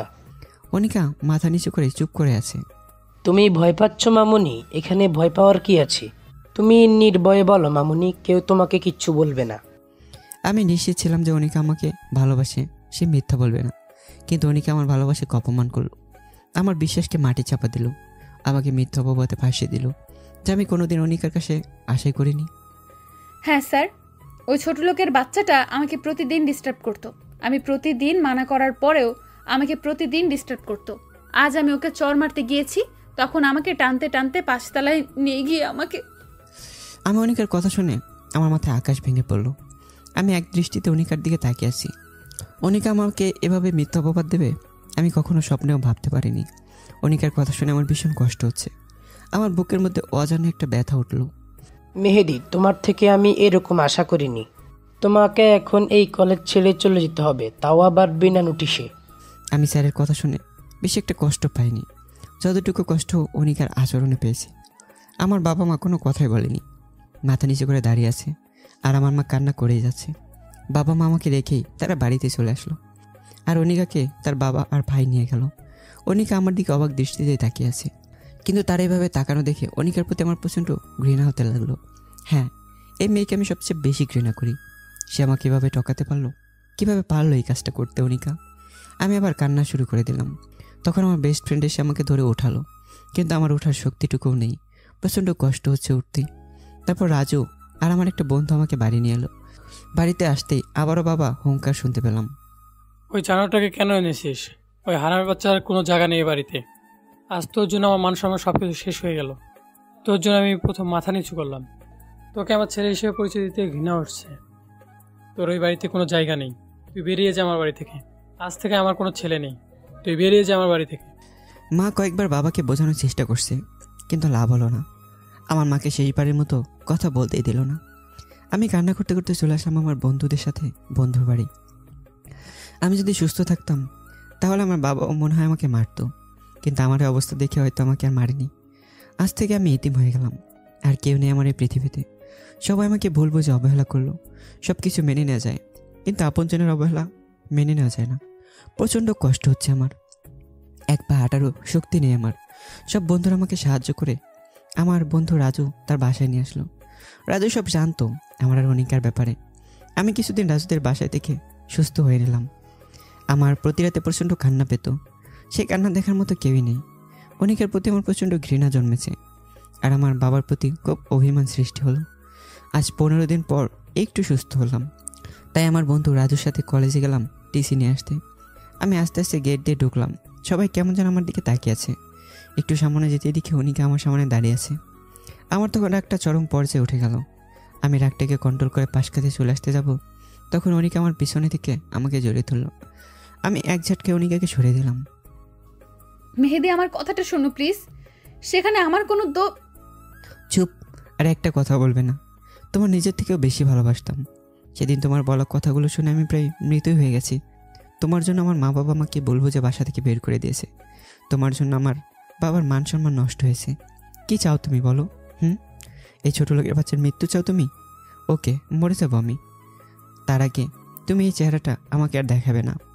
আর তোমাকে আগে নিজের থেকে বেশি ভালোবাসতাম, আর এখন আমি পৃথিবীর সব থেকে বেশি ঘৃণা করি তোমাকে। তোমার ওই মিথ্যার আড়ালে ছলনাময়ী চেহারা আমাকে আর দেখাবে না, আর আমার এই ছোটো লোকের বাচ্চার চেহারাও তোমাকে আর কোনোদিন দেখাবো না। তাই বলে আমি টিসি নিয়ে আসি কান্না করতে করতেই। আমি অনিকাকে কিছু না বলেই প্রিন্সিপাল রুমে চলে আসলাম। তবে অনিকা আমাকে অনেক কিছু বলতে চেয়েছিল, আমি কিছু বলতে দিইনি। কী হবে ওর ছলনাময়ী কথা শুনে, যদি আবার ওর উপর মায়া বাড়ে। আমি প্রিন্সিপালের রুম থেকে চলে আসলাম। অনিকা আমাকে কয়েকবার ডাকতে আসলো। আমি না শুনে চলে আসলাম রাজুর বাসায়। দুপুরে খেয়ে ঘুমিয়ে আছি, তখন হঠাৎ করে কেউ আমার শার্টের কড়া ধরে টানতে টানতে বাইরে নিয়ে আসলো। আমার নিজের বাবা আমাকে টানতে টানতে বাইরে নিয়ে এসে জোরে 2টা চড় মারলো। তুই আর কত জ্বালাবি? তুই আবার কালকে আনিকাকে ডিস্টার্ব করেছিস, আবার জোরে ধরেছিস। তোর লজ্জা করে না তো কিছু হওয়ার পর? তুই আনিকার সাথে কথা বলেছিস। তুই আর এই শহরে থাকবি না, তুই এখন এই শহর থেকে চলে যাবি। তোর মুখ আর কোনোদিন দেখতে চাই না, তুই আজই চলে যাবি। তাই বলে বাবা চলে গেল, আর আমি জায়গা দাঁড়িয়ে একেভাবেই কান্না করতে থাকলাম। আর অনিকার উপর আরও বেশি ঘৃণা হতে লাগলো। অনিকা এটা না করলেও পারতো। আমি রাজুর কাছ থেকে বিদায় নিয়ে রেল লাইনে দিয়ে হাঁটছি। এবার বর্তমানে ফেরা যাক। আর আপনার এরপরে কী হয়েছিল সব তো জানেনি। আমার চোখ দিয়ে টপ টপ করে পানি পড়ছে, আর রিমি আর তার মা বাবা 3জনই কান্না করছে। তখন রিমির বাবা বলল, তোমার সাথে যা হয়েছে তা খুব খারাপ হয়েছে। আর কোনোদিন নিজেকে এতিম বলবে না, এখন থেকে আমরা তোমার মা বাবা। তাই বলে তারা চলে গেল। আর রিমি সাথে সাথে আমাকে জোরে ধরে অজোর ধারায় কান্না করতে লাগলো। হে পাগলি, কান্না করছো কেন? তোমার জীবনে এত কিছু ঘটে গেল, আর তুমি আমাকে একদিনও বললে না। আমি কি তোমার এতই পর? এবার আমি রিমিকে বাহু ধরে শক্ত করে জড়িয়ে ধরলাম। তুমি শোনো, কষ্ট পাবে বলে আমি বলিনি। এখন চলো, ঘুমাতে হবে। ছাড়ো আমাকে, চলো রুমে চলো। না, ছাড়বো না। আমি তোমাকে সারা জীবন জড়িয়ে ধরে রাখবো। কাল থেকে ব্যবসা দেখা বন্ধ। তোমাকে আমি সবসময় জড়িয়ে ধরে রাখবো। আমি পাগলিটার কথা শুনে আসছি, কত ভালোবাসে আমাকে। তারপর রিমিকে কোলে তুলে নিয়ে রুমে আসলাম আর শুয়ে পড়লাম। তবে রিমি আমার বুকে মাথা দিয়ে শুয়ে পড়ল। যদি কোনোদিন অনিকা এসে আমার কাছে থেকে তোমাকে নিয়ে যেতে আসে, তুমি তাহলে চলে যাবে। তুমি ভাবলে কিভাবে? যার জন্য আমার জীবনে সব কিছু হারিয়েছি তাকে ঘৃণা ছাড়া ভালোবাসা যায়? আর অনিকার জন্য আমি আমার পাগলিটাকে খুঁজে পেয়েছি। তারপর রিমি আমার বুকে ঘুমিয়ে পড়লো আর আমি রিমির মাথায় হাত বুলিয়ে দিচ্ছি। তখন মনে পড়লো অনিকা এখানে কী করতে এসেছিল, আর আমার নতুন জায়গা সব জেনে গেল। একমাত্র সেই জানে তার মনে কী আছে। আবার যদি আমাকে রিমির থেকে ছিনিয়ে নেয়, তখন রাজুর কথা খুব মনে পড়লো। আজ 1 বছর পর রাজুর ফোনে কল দিচ্ছি। রাজু ফোন রিসিভ করলো আর আমি অজোর ধারায় কান্না করে দিলাম। আসসালামু আলাইকুম। হ্যালো, কে বলছেন? আমি চুপ করে আছি। কি হলো, কথা বলছেন না কেন? দোস্ত, আমি মেহেদি বলছি, কেমন আছিস তুই? মেহেদি, তুই কোথায় ছিলি দোস্ত? এতদিন তোকে আমরা কত খুঁজেছি। তুই কোথায় এখন, ঠিক আছিস তো? হ্যাঁ দোস্ত, ভালো আছি। আর আমি চাঁদপুর শহরে আছি আর অনেক ভালো আছি। আর আমাকে খুঁজেছি মানে কি বলছিস তুই? তুই চলে যাওয়ার পর তোর মা বাবা অনিকা সবাই অনেক খুঁজেছি তোকে, কিন্তু কোথাও পাইনি। তুই চলে যাওয়ার পর তোর মা বাবা তোকে না পেয়ে খুব কান্না করতো আর শুধু মেহেদি মেহেদি বলতো। আর তুই কখন আসবি সবসময় চিন্তা করতো। আর কবে আসবে এখানে আমিও তোর মা বাবার সাথে বলি। না দোস্ত, তুই কিচ্ছু বলবি না। আমি কোথায় আছি আর তোর ওপর সে বিশ্বাস আছে, তুই কারোর সাথে কথা বলবি না। আর আমি মনে হয় আর কোনোদিন ওখানে ফিরে যাব না। কেন আসবি না তোর শহরে? আর তোর মা বাবা তো তাদের ভুল স্বীকার করেছে। আর অনিকা তোকে অনেক ভালো। তুই চুপ কর, অনিকার নাম আমার সামনে বলবি না। তুই ভালোভাবে জানিস আমি অনিকাকে কতটুকু ঘৃণা করি, আর কোনোদিন অনিকাকে মাফ করতে পারবো না। আর মা বাবা তারা তো জানতো তাদের ছেলে এরকম না, তারপরেও আমাকে বলবো যে বাড়ি ছাড়া করলো, তারপর শহর ছাড়া করলো। আমার কোনোদিন ফিরে যাবো না ওখানে। আর আমি এখানে বিয়ে করেছি, আর আমার বউ আমাকে নিজের থেকেও বেশি ভালোবাসে, আর আমি অনেক ভালোবাসি। আর আমি রিমিকে ছেড়ে কোথাও যাব না। যখন সবাই আমাকে বলবো যে রাস্তায় কুকুরের মতো দূর দূর করে দাঁড়িয়ে দিয়েছে, তখন এই মেয়েটা আমার পাশে এসে দাঁড়িয়েছে। আমি কখনো রিমিকে ছেড়ে যাব না। তুই বিয়ে করেছিস, একবারও আমাকে জানালি না। ভাবি তোকে অনেক ভালোবাসে, তাই না? খুব ভালোবাসে বউ আমার। ও সবসময় আমার পাশে থাকে আর পাগলের মতোই জড়িয়ে ধরে থাকে। আর রিমির দুষ্টমিগুলো আমি খুব ভালোবাসি। আর রিমিকে ছেড়ে কোথাও যাব না। অনেক ভালোবাসি আমি রিমিকে। তোর অতীত রিমি বা তার মা বাবা কেউ জানে? সবাই জানে, তবে প্রথমে কাউকে জানাইনি, পরে সব জানিয়েছি। আর তোর কোনো চিন্তা করা লাগবে না, খুব ভালো আছি আমি। আচ্ছা তাহলে এখন রাখি, পরে কথা বলবো। আচ্ছা, ভালো থাকিস ভাই। এই বলে ফোন কেটে দিয়ে আমি যে পিছনে করে বিছানে আসতে যাব, তখনই দেখি রিমি দাঁড়িয়ে আছে আমার পিছনে। আর রিমির 2 চোখ দিয়ে টপটপ করে পানি পড়ছে। কি ব্যাপার, তুমি এখানে কেন? ঘুমোওনি তুমি? আর কান্না করছে কেন? তুমি জানো না তোমার কান্না আমার একদম সহ্য হয় না? এবার রিমি দৌড়ে এসে আমাকে শক্ত করে জড়িয়ে তুলল আর জোরে জোরে কান্না করছে। আমি শক্ত করে জড়িয়ে তুললাম আমার পাগলিটাকে। তখন রিমি আমার বুকে মুখ লুকিয়ে বলল, তুমি আমায় ছেড়ে কোনো দিন চলে যাবে না তো? তুমি চলে গেলে আমি সত্যি সত্যি মরে যাব। হ্যাঁ পাগলি, আমি কি কোনোদিন বলেছি তোমায় ছেড়ে চলে যাব? আর তোমায় ছাড়া মনে হয় আমি খুব ভালোভাবে বাঁচতে পারবো? তোমায় ছেড়ে কোনোদিনও কোথাও যাব না। তুমি আমাকে এভাবে সারা জীবন ভালোবাসবে তো? আমার পাগলি বউটা, তুমি আমি এমনভাবেই সারা জীবন ভালোবেসে যাব। এমনকি 50 বছর পরও এমনভাবেই আমার বউটাকে ভালোবাসবো, বুঝলেন ম্যাম? বুঝলাম। আবার আমাকে জড়িয়ে তুললো। চলো ঘুমোতে যাব, কাল আবার সকালে অফিস আছে। না, যাব না, আমি হেঁটে যেতে পারবো না। এবার আমি রিমিকে কোলে তুলে নিলাম আর রিমি আমার গলা শক্ত করে জড়িয়ে তুললো আর আমার গালে একটা চুমু দিল। তারপর রিমি আমার দিকে এক দৃষ্টিতে তাকিয়ে আছে আর আমিও রিমির দিকেই একইভাবে তাকিয়ে আছি। তারপর বিছানায় চলে আসলাম। তখনও রিমি আমার গলা ছাড়েনি। এবার আমি শুয়ে পড়লাম আর তখন রিমি আমার বুকের উপর শুয়ে পড়লো আর শক্ত করে জড়িয়ে তুললো। এই শোনো, তোমার কাছে একটা জিনিস চাইবো, তুমি দিবে আমায়? বলো, আমার সব জিনিস তো তোমারই, এতে আবার চাওয়ার কি আছে? আমার না একটা তোমার মতো রাজকুমার চাই, দিবে আমায়? বলে লজ্জায় আমার বুকে মুখ লুকালো। দিতে পারি, কিন্তু তোমার মতো একটা সুন্দর রাজকুমারী দিতে হবে। না, আমি তোমার মতো রাজকুমার চাই। আচ্ছা ঠিক আছে, কিন্তু রাজকুমার আনতে হলে তো অনেক পরিশ্রম করতে হবে, আর তোমাকেও করতে হবে। যা দুষ্টু, আমার বুঝি লজ্জা করে না? আবার আমার বুকে মুখ লুকালো। আমি বুঝি না একটা মেয়ে এতটা লজ্জা কোথায় পায়। তারপর লাইট অফ করে দিয়ে অজানা সুখে দুজনে ব্যস্ত হয়ে পড়লাম। সকালে ঘুমিয়ে আছি, হঠাৎ করে পানি ছিটায় ঘুম ভেঙে গেল। চোখ খুলে দেখি রিমি এইমাত্র গোসল করে বের হলো, আর একটা হলুদ শাড়ি পরেছে আর চুলের পানি মুছছে। বাহ, কি সুন্দর লাগছে। আমি একভাবেই তাকিয়ে আছি। রিমি আমার কাছে এসে বলল, কি দেখো এভাবে? তোমাকে দেখি। আমার পাগলি বউটা এত সুন্দর, মনে হয় সারাদিনই দেখি। অমনি রিমির লজ্জা পেয়ে চলে যেতে লাগলো, আর আমি রিমির হাত ধরে আমার বুকের উপর ফেললাম। আই কি করছো? ছাড়ো, সারা রাত দুষ্টুমি করছো। এখন হবে না, এখন গোসল করে নিচে আসো, আমি নাস্তা দিচ্ছি। তারপর আমি নাস্তা করে অফিসে চলে আসলাম। অফিসে আসার পর রিমি সবসময় ফোন দেবে আর বলে কোনো মেয়ের সাথে কথা বলবে না, আর ঠিক মতো খেয়ে নেবে। আমি এই পাগলিটিকে নিয়ে আর পারে না। অফিস শেষে বাড়ি আসার সময় রিমির জন্য কিছু ফুল, চকলেট আর আইসক্রিম নিলাম। খুব পছন্দ করে রিমি এগুলো। আমি দরজার সামনে দাঁড়িয়ে কলিং বেল বাজালাম। রিমি দরজা খুলে দিল, আর আমার হাতে ফুল, চকলেট, আইসক্রিম দেখে বাচ্চাদের মতো লাফাতে লাফাতে প্যাকেট আমার হাত থেকে নিয়ে আমার গালে একটা চুমু খেলো। তারপর দুজনে এই রুমে চলে আসলাম। আমি ফ্রেশ হতে গেলাম। ফ্রেশ হয়ে এসে দেখি রিমি চকলেট খাচ্ছে। অনেক সুন্দর লাগছে রিমিকে। আমি রিমির পাশে বসলাম। রিমি, তুমি জানো না স্বামীকে একা রেখে একা একা খাওয়া ঠিক না?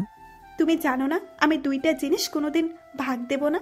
এক হলো চকলেট আর আইসক্রিম, আর দুই হলো আমার প্রাণের স্বামী। আচ্ছা, ভাগ দিও না, এখন আমাকে দাও, আমি খাবো। না, দেব না, এসব একলা খাবো আমি।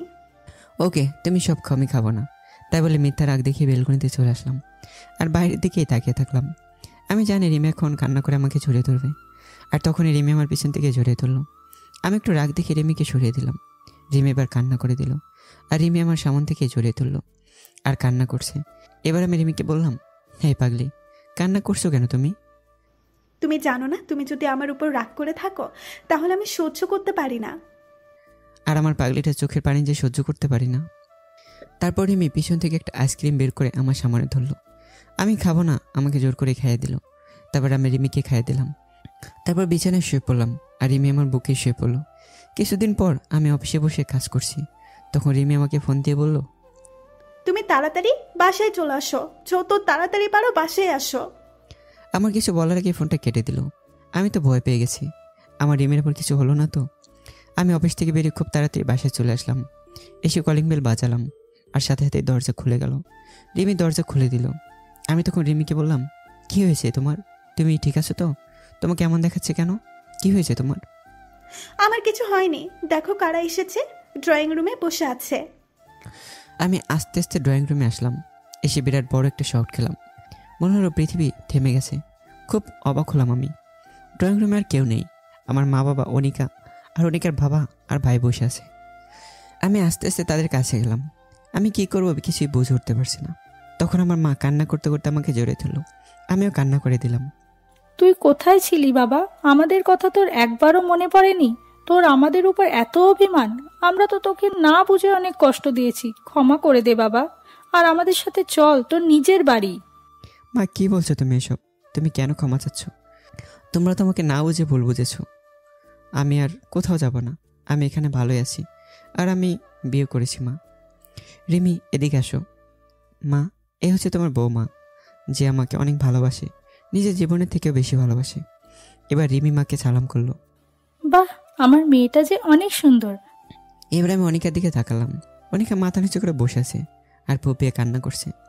মেয়েটি আমাকে ক্ষমা করে দে বাবা, তোর মাথা ঠিক ছিল না, আমি তোকে না বুঝে অনেক কষ্ট দিয়েছি। আমার ভুলের জন্য তোর বাড়ি এমনকি শহর ছাড়তে হয়েছে। ছি বাবা, তুমি কেন ক্ষমা চাইছো? আর তোমার তো কোনো দোষ নেই, সব দোষ আমার। আমি যদি কলেজে ওরকম না করতাম তাহলে তোমার সম্মানহানি হতো না, আর আমারও শহর ছাড়তে হতো না। এবার রিমি বাবাকে সালাম করলো, আর বাবা রিমির মাথায় হাত বুলিয়ে দিল। এবার অনিকা আসলো আমার কাছে। চেহারা আগের মতো নেই, অনেক শুকিয়ে গেছে, চোখের নিচে কালি পড়ে গেছে। মেহেদি, আমাকে মাফ করে দাও। মা, আমি কোনো বিশ্বাসঘাতকের সাথে কথা বলতে চাই না, প্লিজ ওকে আমার সামনে দিকে চলে যেতে বলো। আর আমি এখন ফ্রেশ হব। তাই বলে আমি আমার রুমে চলে আসলাম। আমি বিছানায় বসে আছি, আর তখন অনেক আমার রুমে আসলো। আর তখন ভীষণ রাগ হলো। আমি মুখে বিরক্তির চাপ নিয়ে চলে আসতে যাবো, আর তখনই অনিকা আমার হাত ধরে থামিয়ে দিল। আমি অনিকার দিকে ঘুরতে অনিকা আমার পা ধরে ফেললো আর বলতে লাগলো, মেহেদি, আমাকে মাফ করে দাও প্লিজ। আমি সেদিন তোমাকে বাঁচাতে গিয়ে আমি সেদিন সবার সামনে মিথ্যা বলছি। আমার বাবা আমাকে বলেছিল আমি যদি ওই কথা না বলতাম তাহলে তোমাকে, আমার ভাইয়া তোমাকে মেরে ফেলতো, তাই আমি সেদিনে মিথ্যা বলেছি। আর তুমি চলে যাওয়ার পর আমি তোমায় অনেক খুঁজেছি, তোমার জন্য প্রতি রাতে আমি কান্না করেছি। তোমার কথা ভেবে আমি ঠিকমতো ঘুমাতে পারিনি। তুমি চলে যাওয়াতে আমি একেবারে কলেজে যাওয়া বাদ দিয়ে দিছি। যেখানে তুমি নেই সেখানে আমি কিভাবে থাকবো বলো? আমি তোমাকে ক্ষমা করতে পারবো না। তোমাকে আমি ঘৃণা করি। তোমার সাথে কথা বলতে আমার ঘৃণা হচ্ছে। আমি তোমার চেহারাও দেখতে চাই না। আর তুমি কোনোদিন আমার সামনে আসবে না। আর আমার আর রিমির মধ্যে যেন না দেখি। আমি কোনো বিশ্বাসঘাতকের জন্য আমার রিমিকে ছাড়তে চাই না। আমি যতটুকু রিমিকে ভালোবাসি তার থেকে 1000 গুণ বেশি তোমাকে ঘৃণা করি। আমি তাই বলে চলে আসতে যাব, তখন দেখি রিমি দরজার কাছে দাঁড়িয়ে সব শুনছে আর ফুপিয়ে কান্না করছে। আমি রিমির কাছে যাওয়ার মাত্রই রিমি বলল, আমি একটা কথা বলবো, রাখবে আমার কথা? বলো কি কথা? আমি কি কোনোদিন তোমার কথা অমান্য করেছি? অনিকা আপু তোমাকে খুব ভালোবাসে। তুমি অনিকা আপুকে বিয়ে করে নাও, আমি কিচ্ছু মনে করব না। আর আমি দূরে কোথাও হারিয়ে যাব। আমি ঠাস করে রিমিকে জোরে একটা চড় মারলাম। তুমি ভাবলে কি করে আমি তোমাকে রেখে এই বিশ্বাসঘাতককে বিয়ে করব? আর তুমি কিভাবে এই কথাটা বললে? তুমি জানো না আমি তোমাকে কতটা ভালোবাসি? আর আমার ছাড়া তুমি থাকতে পারবে? আমার বুকে মাথা নেড়ে ঘুমালে তোমার ঘুম আসবে? আর তোমার ছাড়া আমি কোনোদিনও ভালো থাকবো না। তুমি আমি পাগলের মতো ভালোবাসি। তারপর রিমি আমাকে শক্ত করে জড়িয়ে ধরলো। আমিও তোমাকে অনেক ভালোবাসি। তোমায় ছাড়া আমি বাঁচতে পারবো না। তোমায় ছাড়া আমি ঘুমাতে পারবো না। আমাকে ছেড়ে চলে যেও না। তুমি চলে গেলে আমার আর বেঁচে থেকে কি হবে বলো? না পাগলি বউ আমার, তোমার ছেড়ে কোনোদিনও যাব না। অনিকা সব দেখছিল আমার আর রিমির ভালোবাসা। তারপর অনিকা কান্না করতে করতে বাইরে চলে গেল। তারপর আমি আর রিমি ড্রয়িং রুমে চলে আসলাম। আমি আসার সাথে সাথে অনিকার ভাই আমার দিকে এগিয়ে আসলো। মেহেদি উপরে কী হলো জানি না, কিন্তু আনিকা কান্না করতে করতে চলে গেল। আগে যা হয়েছে সব ভুলে যাও আর আমাদের সবাইকে ক্ষমা করে দাও। সেদিন তোমার একটা বন্ধু আছে, আমরা তার কথা শুনে তোমাকে সবাই ভুল বুঝেছি। প্লিজ তুমি আনিকাকে মাফ করে দাও আর আমাদের সাথে চলো। আমি কোনোদিন আপনাকে বা আপনাদের কাউকে ক্ষমা করব না। আপনাদের জন্য আমার বাবার সম্মানহানি হয়েছে। আপনাদের জন্য আমি নিজের বাড়ি এমনকি নিজের শহর ছাড়তে বাধ্য হয়েছি। তুমি চলে যাবার পর আনিকা সব সময় কান্না করতো। কলেজ যাওয়া বন্ধ করে দিছে, এমনকি ঠিকমতো খায়ও না। সব সময় নিজেকে রুমে একা বন্দি রাখে। প্লিজ, আমি কাউকে বিশ্বাস করতে পারবো না। আর এই যে আমার বউ রিমিকে দেখিয়ে দিলাম, সে আমাকে অনেক ভালোবাসে। আপনার বোনের মতো বিশ্বাসঘাতক না। আমি যখন এই শহরে নতুন এসেছি তখন না ছিল থাকার জায়গা আর না ছিল খাওয়ার মতো টাকা। তখন এই রিমি আমাকে আশ্রয় দিয়েছে। পড়াশোনা করে এখন চাকরি করি আর আমি রিমিকে বিয়ে করি। তাই আপনারা কোনোদিনই বাড়িতে আসবেন না, চলে যান এক্ষুনি। তারপর তারা সবাই চলে গেল। এবার আমি আমার মা বাবার কাছে গেলাম। মা বাবা, তোমরা যেখানে থাকো, কতদিন তোমাদের সাথে দেখা হয়নি, কতদিন একসাথে খাবার খাইনি। মা বাবা আর জোর করলো না, সবাই একসাথে অনেক গল্প করলাম। মা তো রিমিকে পেয়ে মনে হয় নিজের হারানো মেয়েকে ফিরে পেয়েছে। তারপর সবাই একসাথে রাতের খাবার খেয়ে মা বাবা বিছানায় পেতে দিল অন্য রুমে। তারপর যে যার রুমে গিয়ে শুয়ে পড়লাম। প্রতিদিনের মতো রিমি আমার বুকে মাথা দিয়ে শুয়ে আছে, কিন্তু কোনো কথা বলছে না। চুপচাপ শক্ত করে জড়িয়ে ধরে আছে। আমার কেমন যেন একটা খটকা লাগলো। এই রিমি, তুমি কথা বলছো না কেন? কি হয়েছে তোমার? এবার রিমির দিকে তাকিয়ে দেখে রিমি কান্না করছে। হ্যাঁ, কান্না করছো কেন? কি হয়েছে তোমার? খুব ভয় হচ্ছে আমার। কেন ভয় পাচ্ছ? আমি তো আছি তোমার সাথে। ওরা যদি তোমাকে নিয়ে চলে যায় তাহলে আমি কি নিয়ে বাঁচবো? তখন কি হবে আমার? খুব ভয় হচ্ছে। তোমাকে যদি তারা নিয়ে যায় তাহলে আমি সত্যি বলছি, আমি সেদিনই মরে যাব। চুপ পাগলি, আর এই কথা বলবে না। আমি কোথাও যাব না, আর আমি তোমায় ছেড়ে আমিও বেঁচে থাকতে পারবো না। তারপর রিমির কপালে একটা ভালোবাসা এঁকে দিলাম, আর রিমি আমাকে শক্ত করে জড়িয়ে ধরে শুয়ে পড়লো। হঠাৎ কারো কান্নার শব্দে ঘুম ভেঙে গেল। আমি তাড়াতাড়ি উঠে দেখি রিমি আমার পাশে বসে কান্না করছে। কি হয়েছে? তুমি কান্না করছো কেন? তুমি আমাকে আর আগের মতো ভালোবাসো না, আমাকে আর ভালো লাগে না, তাই না? কি বলছো এসব? আমি তো কিছুই বুঝতে পারছি না। আর তোমাকে ভালোবাসবো না তো কাকে ভালোবাসবো? সব জানি। তুমি যদি আমাকে আগের মতো ভালোবাসতে তাহলে সকালে উঠে দেখি আমি বালিশে শুয়ে আছি কেন। এর আগে তো সবসময় আমাকে তোমার বুকে রাখতে, আর আজকে আমাকে তোমার বুকে না রেখে আমাকে বালিশে ঘুমাতে দিলে। আমি এখন পুরনো হয়ে গেছি তো, তাই ভালো লাগে না, তাই না? হলে আমার বাবুটা বুঝে রাগ করেছে? আমি খেয়াল করিনি তো, আমি ঘুমিয়েছিলাম তাই টের পাইনি। আসো আমার বুকে আসো, তোমাকে আর কোনোদিনও বালিশে ঘুমাতে দেবো না। তাই বলে আমি এবার আমার পাগলিটাকে বুকে জড়িয়ে নিলাম। আর রিমি আমার বুকে গুটিসুটি মেরে শুয়ে থাকলো। তারপর সকাল উঠে দেখি মা নাস্তা বানাচ্ছে। রিমি দৌড়ে গিয়ে মাকে জড়িয়ে ধরে বলল, মা তুমি নাস্তা কেন তৈরি করছো? আমি তো আছি। দেখো দেখি, মা কোনোদিন থাকতে তার মেয়েকে কাজ করতে দেয় বল? তারপর রিমি আর মা একসাথে নাস্তা তৈরি করলো। আমি নাস্তা শেষে অফিসে চলে গেলাম। অফিসে এসে লাঞ্চ টাইমে বসে আছি, তখন হঠাৎ করে একটা আননোন নাম্বার থেকে ফোন আসলো। আমি ফোন রিসিভ করে সালাম দিলাম, কিন্তু সে সালামের উত্তর না দিয়ে বলল, বাবা তুমি তাড়াতাড়ি বাড়ি এসো, খুব টেনশন হচ্ছে, তাড়াতাড়ি বাড়ি আয়। তাই বলে ফোন রেখে দিল। আমি বুঝতে পারলাম মা ফোন দিয়েছে। আমি তাড়াতাড়ি অফিস থেকে বাড়ি চলে আসলাম। এসে যা দেখলাম তা আমি মোটে প্রস্তুত ছিলাম না। আমি রিমি বলে একটা চিৎকার দিলাম।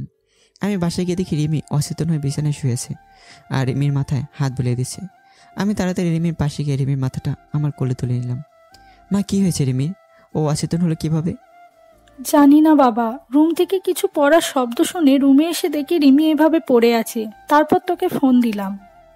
আমি তাড়াতাড়ি ডাক্তার সাহেবকে ফোন করে আসতে বললাম। মা বাবা নতুন জায়গা, হয়তো কাউকে চেনে না, তাই ডাক্তারকে ফোন দিতে পারেনি। কিছুক্ষণ পর ডাক্তার আসলো। ডাক্তার রিমিকে পরীক্ষা করছে আর আমি রিমির পাশে হাত ধরে বসে আছি। ডাক্তার একটা ইঞ্জেকশন দিয়ে দিল আর বাইরে এসে বলল আমি নাকি বাবা হতে চলেছি। ডাক্তারের কথা শুনে যে পরিমাণ খুশি হয়েছি তা বলে বোঝাতে পারবো না। মনে হয় আমার জীবনে সবচেয়ে খুশির খবর এটা। তারপর ডাক্তারকে বিদায় দিয়ে আমি রিমির পাশে গিয়ে বসলাম। কিছুক্ষণ পর রিমির জ্ঞান ফিরল। তখনই মা বাবা রুম থেকে বের হয়ে গেল। আমার কি হয়েছিল? আমি তখন মাথাটা প্রচন্ডভাবে ব্যথা হয়ে উঠল। তারপর আর কিছু মনে নাই। কি হয়েছে বলো আমায়? আর তোমার চেহারা এরকম গম্ভীর হয়ে আছে কেন? সত্যি বলবে আমায়। ডাক্তার বলল তুমি আর কোনোদিন মা হতে পারবে না। মিথ্যে কথা বললাম রিমিকে সারপ্রাইজ দেবো বলে। রিমি এবার কান্না করে দিল আর আমাকে জড়িয়ে ধরলো। না, তুমি মিথ্যা বলছো। আমি বিশ্বাস করি না। বলো তুমি মিথ্যা বলছো? আমি তোমাকে কোনোদিন বাবা ডাক শোনাতে পারবো না তাই। আর তখন তুমি আমাকে ছেড়ে চলে যাবে, তাই না? প্লিজ তুমি আমাকে ছেড়ে চলে যেও না। দরকার হয় তুমি আরেকটা বিয়ে করো, তবু আমি তোমাকে ছাড়া থাকতে পারবো না। তোমায় ছাড়া আমি বাঁচবো না। আমি রিমিকে বুকে জড়িয়ে নিয়ে বললাম, কী সব বলছো তুমি? আমি তোমাকে ছাড়া থাকতে পারবো না, আর আমি কাউকে বিয়েও করবো না। আমার থেকে তোমাকে কেউ চিনে নিতে পারবে না, কারণ আমি বাবা হতে চলেছি। রিমি এবার আমার বুক থেকে মাথা উঠে আমার দিকে করুণ দৃষ্টিতে তাকিয়ে আছে। রিমি এবার জোরে কান্না করে দিল আর আমাকে এবার শক্ত করে জোরে ধরে বাচ্চাদের মতোই কেঁদে দিল। তুমি কেন আমাকে মিথ্যে বলছো? তুমি জানো কতটা কষ্ট পেয়েছিলাম আমি? আমি মা হতে পারবো না বলে কষ্ট পাইনি। আমি কষ্ট পেয়েছি তুমি আমাকে ছেড়ে চলে যাবে, তাই খুব কষ্ট হয়েছিল। তুমি জানো না আমি সব সহ্য করতে পারি, কিন্তু তোমাকে হারিয়ে ফেলার কষ্ট সহ্য করতে পারি না। তুমি বলো আমাকে আর কষ্ট দেবে? এবার আমি রিমিকে শক্ত করে জড়িয়ে ধরলাম আর আমিও কান্না করে দিয়েছি। হয়তো রিমির কান্না আমি সহ্য করতে পারছি না তাই। তুমি ভাবলে কিভাবে যে আমি তোমাকে ছেড়ে থাকতে পারবো? তুমি জানো না তোমাকে কতটা ভালোবাসি আমি। আর আজ যদি আমাদের কোনো সন্তানও না হয়, তাহলে আমরা দুজন সারা জীবন একসাথেই থাকবো। আমাদের মাঝে কাউকে আসতে দেব না। এই বলে আমি রিমির কপালে একটা চুমু খেলাম আর রিমিকে পরম ভালোবাসায় আমার বাহুডারে জড়িয়ে নিলাম। এছাড়াও আমি এইমাত্র অফিস থেকে আসলাম, এবার একটু ফ্রেশ হয়ে আসি। না, ছাড়বো না। তোমার বুকে আমি এভাবে সারা জীবন থাকতে চাই। গায়ে সব ধুলোবালি ময়লা লেগে আছে। আমি যাব আর আসবো, শার্টটা চেঞ্জ করে চলে আসবো। না, তুমি চুপচাপ বসে থাকো, কোথাও যেতে দেব না তোমাকে। তুমি সবসময় অফিসে থাকো, সারাদিন কাছে পাই না। আজ পেয়েছি, আজ তোমাকে ছাড়বো না। কি মেয়ে রে বাবা! তবে খুব ভালো লাগে রিমির ভালোবাসাগুলো। সে যখন তখন আল্লাদি সুরে ছোটো ছোটো করে কথা বলে, মনে হয় সারা জীবন তার সাথে কথা বলি। আমাদের বাবু ভেবে তখন আমাদের বাবুটা কোথায় থাকবে? আমাদের মাঝখানে না তোমার ওপাশে? তুমি আমার বাম পাশে বকে শুয়ে থাকবে আর আমাদের বাবুটা আমার ডান পাশে বকে শুয়ে থাকবে, ঠিক আছে? না, ঠিক নেই। আমি তোমাকে কারো ভাগ দেব না। এই পুরো বুকটা আমার। আমি কাউকে তোমার বুকে ঘুমাতে দেব না, এমনকি আমাদের সন্তানকেও না। কি মেয়ে রে বাবা! নিজের সন্তানকেও হিংসা করে? কি বলছো? সে তো আমার সন্তান, আমি তাকে বুকে নিয়ে ঘুমাবো না? না, বলছি তো, আমি তোমাকে কাউকে ভাগ দেব না। আর আমাদের সন্তানকে দোলনায় রেখে দেব, আর না হয় তোমার মা বাবার কাছে রেখে দেব। কি? আমাদের সন্তান মা বাবার কাছে ঘুমাবে কেন? যদি তুমি আমাকে রেখে আমাদের সন্তানকে আদর করো তাই। তুমি শুধু আমাকে আদর করবে, কথা মনে থাকবে তো? থাকবে।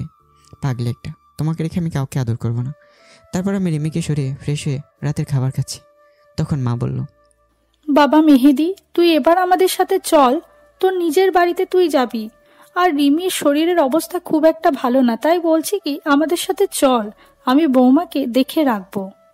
তাহলে আম্মু, আমি অফিস থেকে ট্রান্সপোর্টটা নিয়ে কাল সবাই মিলেই যাব। রাতে খাবার খেয়ে আমি আর রিমি রুমে চলে আসলাম। আমি শুয়ে পড়লাম আর রিমি কিছু কাজ করে শুতে চলে এলো। তারপর রিমি আমার বুকে মাথা দিয়ে শুয়ে বলল, আমি প্রায় শুনি অনেক মেয়ে মা হতে গিয়ে মারা যায়। আমিও যদি তাদের মধ্যে পড়ি, তখন তুমি আমাকে ছাড়া থাকতে পারবে? চুপ! এরকম আর কথা বলবে না, আর তোমার কিচ্ছু হবে না। তোমার বাসায় আমি সবসময় থাকবো, তুমি কোনো চিন্তা করো না। শুধু আমাকে ভালোবেসে যাও আর আমাদের বাবুটার দিকে খেয়াল রাখো। তারপর রিমিকে জড়িয়ে ধরে ঘুমিয়ে পড়লাম। সকাল উঠে দেখি রিমি সুন্দর করে বাচ্চাদের মধ্যে গুটোসুটি মেরে আমাকে জড়িয়ে ধরে শুয়ে আছে। মনে হচ্ছে রিমি তার সবচেয়ে নিরাপদ জায়গা খুঁজে পেয়ে গেছে। আমি আর রিমিকে ডাকলাম না, ডাকলে রিমির ঘুম ভেঙে যাবে। কিছুক্ষণ পর রিমির ঘুম ভেঙে গেল, আর আমার দিকে তাকিয়ে দেখে আমি তার দিকে তাকিয়েছি। তখন রিমি আমার ঠোঁটে একটা চুমু খেলো, আর 2 গালেও চুমু দিয়ে উঠে পড়লো। আমি ফ্রেশ হয়ে অফিসে চলে গেলাম। ঝিনাইদহে আমার অফিস ট্রান্সফার করে চলে আসলাম। আজ রাতেই চলে যাব এখান থেকে। সবাই যে যার ব্যাগ গুছিয়ে নিয়ে রিমির মা বাবার সাথে দেখা করে চলে আসলাম।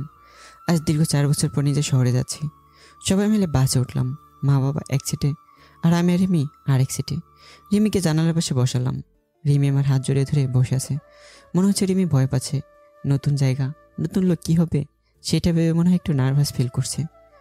রিমি, তুমি নতুন জায়গা নতুন লোকের মাঝে যাচ্ছ, তুমি নার্ভাস ফিল করছো? না, মোটেই না। তুমি সাথে থাকলে আমি সব জায়গাতেই যেতে রাজি, শুধু তুমি আমার হাতটা শক্ত করে ধরে রেখো। দেখতে দেখতে আমরা বাড়ির থেকে বাসায় পৌঁছালাম। তারপর আমি একটু ঘুমিয়ে নিলাম। হঠাৎ করে নিচে চেঁচামেচির শব্দ শুনে নিচে দেখি কিছু প্রতিবেশীরা রিমিকে ঘিরে রেখেছে। সবাই তার চেহারায় তারিফ করছে, বলছে কি সুন্দর মেয়ে, একদম রাজকন্যা। আমি মিটিমিটি করে হাসছি। এরপর আমি নিচে আসলাম। সবাই আমাকে দেখে ভালো মন্দ জিজ্ঞাসা করছে। আমি সবার প্রশ্নের উত্তর দিলাম। কিছুক্ষণ পর মা নাস্তা করতে ডাকলো। আমরা নাস্তা করে রুমে আসলাম। রিমি, চলো গুছিয়ে নাও, আজ আমাদের শহরটা ঘুরে বেড়াবো। অনেকদিন পর আসি তো তাই, আর তোমার ওই শহর চেনাও হয়ে যাবে। আমরা দুজন বের হয়ে গেলাম। আমি কালো একটা পাঞ্জাবি পরেছি আর রিমি কালো একটা শাড়ি পরেছি। যখন আমরা বের হতে যাব তখনই মা ডাকলো। হাতে দেখি একটা থালা। মা কাছে এসে বলল, আমার ছেলের মেয়ের দিকে যেন কারো নজর না পড়ে। আসলেই যেই দেখবে তার নজর পড়বেই, কারণ আমরা ম্যাচিং করে ড্রেস পরেছি। খুব সুন্দর লাগছে রিমিকে।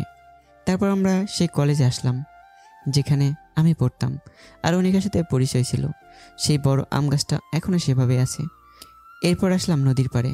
এখানে আমি আর রিমি ঘুরতে আসলাম। সবশেষে আমরা একটা রেস্টুরেন্টে আসলাম। যেই ঢুকতে যাব আর আমার সামনে চেয়ারে অনিকা বসে আছে, যে আমি কোনোদিন আশা করিনি।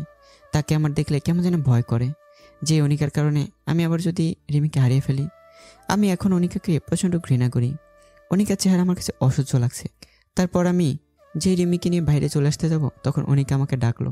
আমি না শোনার ভান করে রিমিকে নিয়ে চলে আসতে যাব তখন অনিকা আমার সামনে এসে দাঁড়ালো। আপনি এরকমইভাবে আমাদের পথ আটকালেন কেন? কি চান আপনি? প্লিজ মেহেদি, আমার কথাটা শোনো একবার। শুধু একটা কথা বলবো, তারপর আর তোমাকে কোনো দিন ডিস্টার্ব করবো না। বলেন, কি বলবেন? আমি জানি আমি তোমার সাথে কত বড় অন্যায় করেছি। আমার জন্য তুমি অনেক কষ্ট পেয়েছো। আমার জন্য তুমি এত বছর তুমি তোমার আপনজনের অবহেলা পেয়েছো। আমি জানি তুমি আমাকে অনেক ঘৃণা করো, আমাকে তুমি একদমই সহ্য করতে পারো না। কিন্তু আমি যদি সেদিন একটু সাহস দেখাতাম তাহলে হয়তো রিমির জায়গায় আমি থাকতাম। কিন্তু আমার কপালটাই খারাপ। আমি তোমাকে এখনো আগের মতোই ভালোবাসি। তবে তুমি চিন্তা করো না, আমি তোমাদের মাঝে দেয়াল হয়ে দাঁড়াবো না। শুধু আমাকে একবার ক্ষমা করে দাও। আমি তোমার ভালোবাসা নিয়ে দূরে সরে যাব, আর কোনো দিন তোমার সামনে আসবো না। এই বলে অনিকা কান্না করতে করতে চলে গেল। আর আমি রিমি ওখান থেকে চলে আসতে যাব তখন দেখি অনিকার বড় ভাই সেখানে দাঁড়িয়ে আমার দিকে রাগের দৃষ্টিতে তাকিয়ে আছে। মনে হয় আমাকে একেবারে চিবিয়ে খেয়ে ফেলতো। আমি তাড়াতাড়ি ওখান থেকে চলে আসলাম। তারপর বাড়ি এসে রিমিকে রেখে চলে গেলাম আমার জানি জায়গার দোস্ত রাজুর কাছে। আমি রাজুর বাড়ির সামনে দাঁড়িয়ে কলিং বেল বাজালাম। কিছুক্ষণ পর রাজুর মা এসে দরজা খুলে দিল। আমি ওনার সাথে কিছু ভালো মন্দ কথা বলে রাজুর রুমে চলে গেলাম। তারপর আমি রাজুর রুমে গিয়ে দেখি রাজু চোখ বন্ধ করে হেডফোনে গান শুনছে। আমি আস্তে আস্তে রাজুর কাছে গিয়ে রাজুকে একটা চড় মারলাম। রাজু ভয় পেয়ে তাড়াতাড়ি উঠে পড়ল। আর রাজু সামনে তাকিয়ে দেখে আমি দাঁড়িয়ে আছি। রাজু দৌড়ে আমাকে এসে জড়িয়ে ধরল। কেমন আছিস দোস্ত? তুই চলে যাওয়ার পর থেকে আমি আড্ডা মারা বন্ধ করে দিয়েছি। তুই না থাকলে কিভাবে মজা হবে বল? এবার থেকে আবার আড্ডা হবে। আমি চলে আসছি না? চল আগে বাবির সাথে দেখা করে আসি। চল, কিন্তু ভাবিকে পেয়ে যেন আমাকে ভুলে যাস না শালা। তারপর দুজনে চলে আসলাম আমাদের বাসায়। তারপর রুমে ঢুকে দেখি রিমি কাপড় গুছিয়ে আলমারিতে রাখছে। আমি পিছন থেকে গিয়ে রিমিকে জড়িয়ে ধরলাম। তারপর আমি রাজুর সাথে রিমির পরিচয় করে দিলাম। এভাবেই আমাদের সুখী সংসার চলতে লাগলো। তবে এখন আর অনিকাকে দেখা যায় না, আর ডিস্টার্বও করে না। কিন্তু আমার মনে হয় কেউ আমার পিছু নিচ্ছে।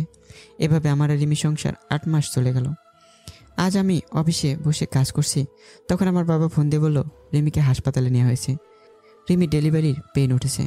তাই আমি সব কিছু ফেলে তাড়াতাড়ি হসপিটালে চলে এসে দেখি রিমিকে ওটিতে নেওয়া হয়েছে। আমি বাইরে অপেক্ষা করছি, খুব টেনশন হচ্ছে। কিছুক্ষণ পর ডাক্তার বের হয়ে আসায় আমি সাথে সাথে ডাক্তারের কাছে গেলাম। ডাক্তার, কি হয়েছে আমার রিমির? আপনি কিছু বলছেন না কেন? তখন ডাক্তার যা বললো তা শোনার জন্য আমি মোটেও প্রস্তুত ছিলাম না। আমার একটি মেয়ে সন্তান হয়েছে, আর রিমি নাকি। এই বলেই ডাক্তার চলে গেল। আমি সাথে সাথে সেখানে দুপ করে বসে পড়লাম। আমার মাথায় কিছু কাজ করছিল না। কি করব আমি, কিভাবে থাকবো রিমিকে ছাড়া? তারপর আমি দৌড়ে রিমির কাছে গেলাম। যে দেখি রিমি চোখ বুজে শুয়ে আছে। আমি রিমিকে জড়িয়ে ধরে কান্না করে দিলাম। রিমি, তুমি কথা দিয়েছিলে তুমি আমাকে ছেড়ে কোথাও যাবে না, তাহলে কেন চলে গেলে? আমি কিভাবে বাঁচবো তোমাকে ছাড়া? আমি রিমিকে জড়িয়ে ধরেই কান্না করছি। তারপর হঠাৎ করে কেউ আমাকে জড়িয়ে ধরলো আর বলছে। এবার চোখ খুলে তাকিয়ে দেখি রিমি আমাকে জড়িয়ে ধরে আছে, আর রিমি আমার দিকে তাকিয়ে মিটমিট করে হাসছে। তারপর আমি রিমিকে শক্ত করে জড়িয়ে ধরে রাখলাম। আর কোনোদিন রিমিকে হারিয়ে যেতে দেব না।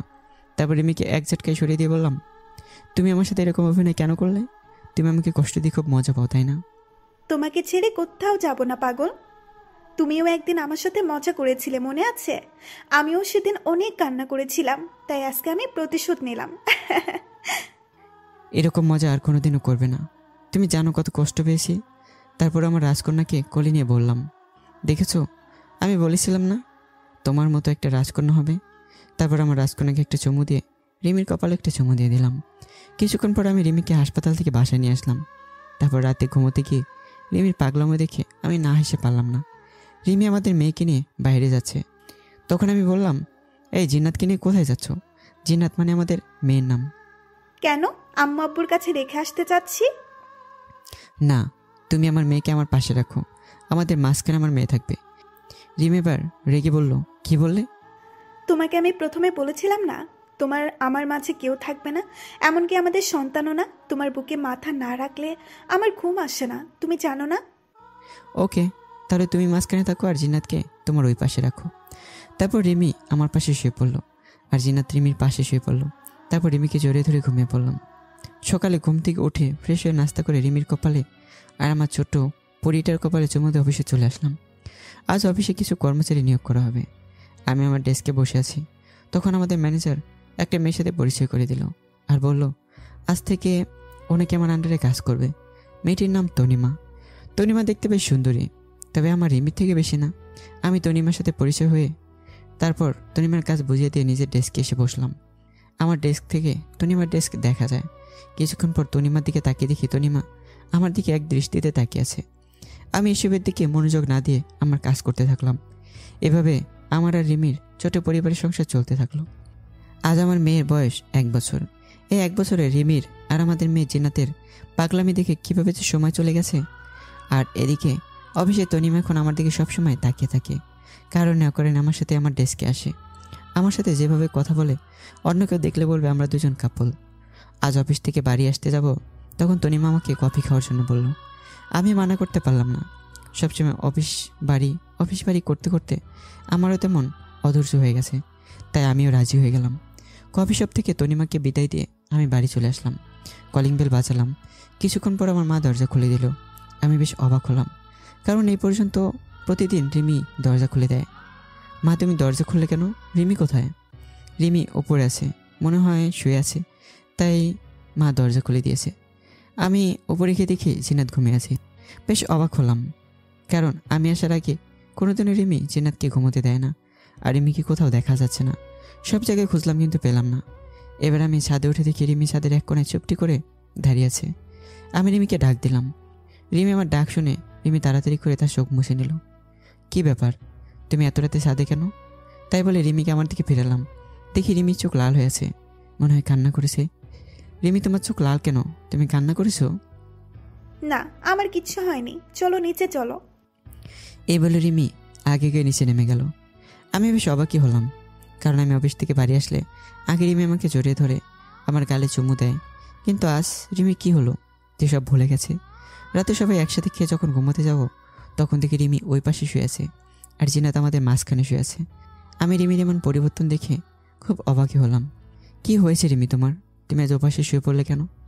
না কিছু হয়নি, এমনি ভালো লাগছে না তাই এদিকে শুয়ে পড়লাম। তাই বলে রিমি অন্যদিকে মুখ করে শুয়ে পড়ল। আমি বেশ অবাক হলাম, কারণ রিমি এই পর্যন্ত যতবারই মন খারাপ হয় ততবারই আমাকে জড়িয়ে ধরে ঘুমাতো। তবে আজ কী হলো রিমির? এভাবে আমার সারা রাত ঘুম আসলো না। সকালে ঘুম থেকে উঠে দেখি রিমি পাশে নেই। রিমি এরকম করছে কেন? আমাকে অবহেলা করছে কেন? আমাকে এড়িয়ে চলছে কেন? কি হয়েছে রিমির? তাই বলে আমি ফ্রেশ হতে চলে গেলাম। তারপর নাস্তা করে অফিসে যাব, তখন রিমি আমার কাছে এসে আমাকে জড়িয়ে ধরে চুমু খায়, কিন্তু আজ খেলো না, আমার কাছে আসলো না। আমি কিছুই বুঝতে পারছি না। তারপর আমি রিমিকে ডাক দিলাম, কিন্তু কোনো সারা শব্দ নেই। তাই আমি কিচেনে গেলাম, গিয়ে দেখি রিমি রান্না করছে। কি হলো, তুমি শুনতে পাচ্ছ না? তোমায় কখন থেকে ডাকছি? দেখছো না কাজ করছি, তাও এতবার ডাকার কি হলো? আমার বুকের মধ্যে কেমন একটা ব্যথা হয়ে উঠলো রিমির এমনভাবে কথা শুনে। রিমি আমার সাথে এমনভাবে কথা বলছে, বুঝতে পারছি না। তারপর অফিসে চলে আসলাম। আমার কোনো কাজে মন বসছে না। রিমির মাঝে কেন এমন পরিবর্তন হলো, খুব খারাপ লাগছে আমার। তখন দেখি তনিমা আসলো আমার ডেস্কে। কি ব্যাপার মেহেদি সাহেব, এমন মন খারাপ কেন? মুখটা মলিন করে বসে আছেন। না কিছু হয়নি, এমনি বসে আছি। কিছু বলবেন? না কিছু না, আপনি মুখ কালো করে বসে আছেন তো তাই জিজ্ঞাসা করলাম। আপনার যেহেতু মন খারাপ তাই চলেন বিকালে একটু নদীর পাড় থেকে ঘুরে আসি, মনটা ভালো হয়ে যাবে। আসলে অনেকদিন ঘুরতেও যাওয়া হয় না, মনে মনে ভাবলাম ওকে তাহলে অফিস এসে নদীর পাড়ে ঘুরতে গেলে হবে। তাই বলে তনিমা চলে গেল, আর আমি আমার কাজে মন দিলাম। আমি দুপুরে লাঞ্চের জন্য অপেক্ষা করছি, কিন্তু রিমি এখন আমাকে ফোন করলো না। এর আগে যতক্ষণ আমি লাঞ্চ করবো ততক্ষণ রিমি ফোন দিয়ে যাবে, কিন্তু আজ কী হলো রিমির এমন পরিবর্তন আমি মেনে নিতে পারছি না। আমি আর দুপুরে লাঞ্চ করলাম না। বিকেলে অফিস করে ডেস্কে বসে আছি, তখন তনিমা আসলো, আর আমি তনিমার সাথে একটা রিক্সায় করে নদীর পাড়ে এলাম। আমি আর তনিমা পাশাপাশি হাঁটছি, তখন তনিমা পা পিছলে পড়ে যাচ্ছিল। আমি কোনোভাবে তাকে ধরে ফেলি, আর তনিমাও আমার গলা জড়িয়ে ধরে রাখে। তারপর তনিমাকে সরিয়ে আরও কিছুক্ষণ করে যে যার বাড়ি চলে আসলাম। আমি আমার বাড়ির সামনে দাঁড়িয়ে কলিং বেল বাজালাম, কিন্তু ওদের দেরি তো কোনো দিন হয় না। কিছুক্ষণ পর আম্মু এসে দরজা খুলে দিল। আমি আবার কালকের মতো অবাক হলাম। আমি আম্মুর সাথে কথা বলে উপরে চলে আসলাম। এসে দেখি আমাদের মেয়ে জিনাত নিচে ঘুমিয়ে আছে, আর এই মেয়ে বিছানার এক কোণায় বসে মাথা নিচে করে কান্না করছে। আমি তাড়াতাড়ি করে জিনাতকে বিছানায় শুয়ে দিলাম। তারপর রিমির কাছে গেলাম। রিমি, তুমি কাঁদছো কেন? আর জিনাত নিচে শুয়ে আছে কেন? জিনাতের তো ঠান্ডা লাগবে। আর কি হয়েছে তোমার? তুমি এভাবে কান্না করছো কেন? আর তোমার মধ্যে এত পরিবর্তন কিভাবে আসলো? তুমি আজ লাঞ্চের সময় আমাকে ফোন করোনি কেন? আর দরজা মা খুলে দিল কেন? কি হয়েছে তোমার, বলবে তো আমায়? পরিবর্তন আমার না তোর হয়েছে। আমাকে এখন আর ভালো লাগে না বললেই হতো। কেন আমার জীবন নিয়ে খেলা করছিস? কি দোষ করেছি আমি যে আমার সাথে তুই এমন করবি? তোকে তো আমি নিজের জীবনে চাইতেও বেশি ভালোবাসি, তাহলে কেন তুই অন্য মেয়ের সাথে লুতুপুতু করিস? তোর কাছে তো শুধু আমি কিছু চাইনি, শুধু এতটুকু ভালোবাসা চেয়েছি, আর তুই কিনা নিজের ঘরের বউ রেখে অন্য মেয়ের সাথে লুতুপুতু করিস। তুই এইরকম লুচ্চা ছেলে আমি আগে জানলে কোনোদিন তোকে বিয়ে করতাম না। এবার আমি রিমিকে জোরে একটা চড় মারলাম, কারণ রিমি যা বলেছে আমি তা সহ্য করতে পারলাম না। কিন্তু লুচ্চা বলেছে তাই আর নিজের রাগ কন্ট্রোল করতে পারিনি, তাই একটা চড় মেরেছি। দেখো রিমি, একদম আবল তাবল কথা বলবে না। আর তুমি কি বললে আমি অন্য মেয়ের সাথে লুতুপুতু করছি, তাই না? তুমি ভাবলে কিভাবে আমি অন্য মেয়ের সাথে লুচ্চামি করছি? অন্তত তোমার মুখ থেকে আমি এই কথা আশা করিনি। তোমার কথা ভুল হচ্ছে রিমি, আমি তোমাকে ছাড়া কোনো মেয়েকে ভাবতেই পারি না। আর তুমি বলছো আমাকে ভালো না লাগলে ছেড়ে দাও। আমি একদম আবল তাবল কথা বলছি না, আমি যা বলছি সব সত্য কথা। এখন উচিত কথা বলছি তো তাই গায়ে লাগছে, তাই না? যদি আমাকে আর ভালো না লাগে তাহলে আমাকে ডিভোর্স দিয়ে সেই মেয়েকে বিয়ে করে নাও, তাহলে তোমাদের মাঝে আর আমি বাধা হয়ে দাঁড়াবো না। আমি আমার মেয়ে নিয়ে চলে যাব তোমাদের জীবন থেকে, তখন কেউ বাধা দেবে না। তাই বলে রিমি বিছানা অন্যদিকে মুখ করে শুয়ে পড়লো। আর আমি রিমির কথা শুনে যেন আমার মাথায় আকাশ ভেঙে পড়লো। আমার মাথায় কোনো কাজই করছে না, চোখ দিয়ে অনবরত পানি বের হয়ে যাচ্ছে। তারপর আমি ছাদে চলে আসলাম। আজ আমার কষ্টটা সবচেয়ে বেশি, মনে হচ্ছে পৃথিবীর সব কষ্টটা আমার মধ্যে বিরাজ করছে। খুব কষ্ট হচ্ছে রিমির কথা শুনে। রিমি আমাকে সন্দেহ করলো, রিমি আমাকে লুচ্চা ছেলে বললো। আমি কোনোদিন স্বপ্নে ভাবতে পারিনি যে রিমি আমাকে এমন বলবে। তারপর আমি নিজেকে দোকান থেকে এক প্যাকেট সিগারেট কিনে নিয়ে আসলাম। আজ অনেক দিন পর সিগারেট খাচ্ছি। যদি মনের কষ্টগুলো এভাবে দোয়ার সাথে বের করতে পারতাম তাহলে পৃথিবীতে আর কারো কষ্ট হতো না। রিমিকে আমি অনেক ভালোবাসি। রিমি আমাকে সন্দেহ করলো। আমার ভাবতে কষ্ট হচ্ছে যে রিমি আমার সাথে এমন ব্যবহার করলো। তারপর সব সিগারেট শেষ করে রাত 2টার দিকে রুমে আসলাম। দেখি আমার পরিটা ঘুমিয়ে আছে। আমি আস্তে আস্তে করে জিন্নাতের কপালে একটা চুমু খেলাম। আর রিমির কপালে চুমুকে আমি নিজের জায়গায় শুয়ে পড়লাম। সকালে ঘুম থেকে উঠে দেখি 10টা বেজে গেছে, আর রিমি জিনাত কেউ পাশে নেই। আজ রিমি আমাকে ডাকলো না অফিসে যাওয়ার জন্য। কিছুক্ষণ বিছানায় বসে রিমির কথা ভাবলাম। তারপর ফ্রেশ হয়ে নিচে এসে দেখি জিনাত তার দাদির সাথে খেলা করছে, আর রিমি রান্নাঘরে রান্না করছে। আমি নিচে আসতেই মা বলল, মেহেদি, আজ অফিস যাস না বাবা? না মা, আজ শরীরটা ভালো লাগছে না, তাই আর যাইনি। তারপর কিচেনে চলে গেলাম। গিয়ে দেখি রিমি দাঁড়িয়ে আছে। আমি পিছন থেকে রিমিকে জড়িয়ে ধরলাম, কিন্তু রিমি আমাকে এক ঝটকে সরিয়ে দিল। তারপর রিমি আমাকে 1 কাপ চা দিয়ে কিচেন থেকে বেরিয়ে পড়লো। রিমির এমন আচরণ অনেক কষ্ট পেলাম, আর বুকের মধ্যে চিনচিন ব্যথা অনুভব করলাম। আমি চা না খেয়ে রুমে চলে আসলাম। রুমে এসে দেখি রিমি বিছানায় গোছাচ্ছে। রিমি, সরি কালকে তোমাকে হাত ওঠানোর জন্য, আসলে কাল মাথাটা রিমি আমাকে কিছু বলতে না দিই মুখে একরাশ বিরক্তি ভাব নিয়ে রুমে এসে হন হন করে চলে গেল। রিমি সকাল থেকে আমার সাথে একবারও কথা বলেনি, তাই আমি রাগ করে বাইরে চলে আসলাম। সারাদিন বাইরে কাটিয়ে রাত 11টার সময় বাড়ি আসলাম, কিন্তু রিমি আমাকে একবারও ফোন করলো না। কোথায় আছি, কিছু খেয়েছি কিনা। মনে হচ্ছে সব কিছু ছেড়ে আমি কোথাও চলে যাই, যেখানে কোনো প্যারা নেই। রাতে বাড়ি এসে দেখি রিমি আর আমার ছোট পরিটা শুয়ে আছে। রিমি আমাকে দেখে অন্যদিকে শুয়ে পড়লো, আর আমি জিন্নাতকে একটু কোলে নিয়ে চুমু খেয়ে শুয়ে দিলাম। রিমি, আমার ক্ষুধা লেগেছে, আমার খাবার কই? রিমি কোনো কথা বলছে না, চুপচাপ শুয়ে আছে। তাই আমি আর কিছু না বলেই শুয়ে পড়লাম।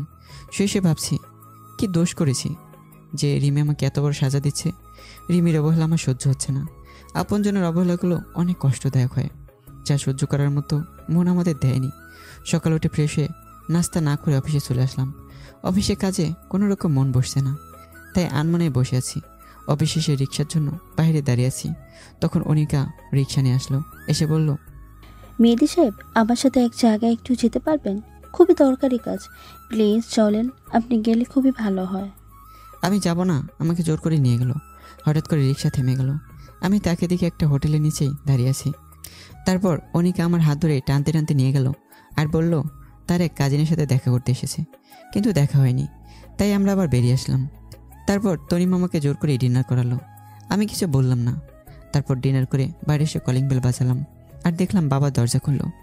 বাবা, কেমন আছো তুমি, আর কখন আসলে? আসলে বাবা বাইরে থাকেন।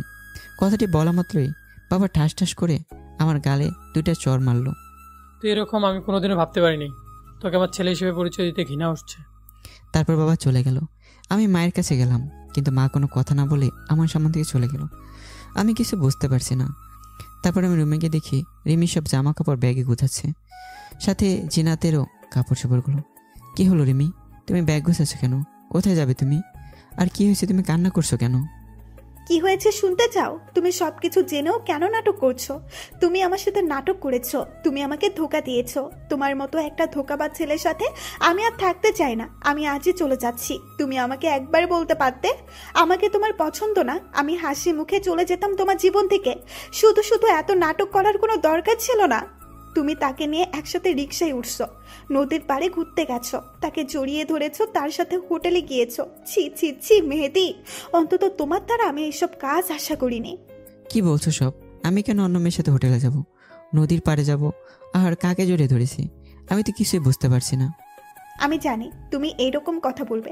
তুমি এখন আমার সাথে নাটক করছো, তাহলে এইগুলো কি বলো? এগুলোও সব নাটক? তাই বলে রিমি আমার সামনে কিছু ছবি ছড়িয়ে দিল।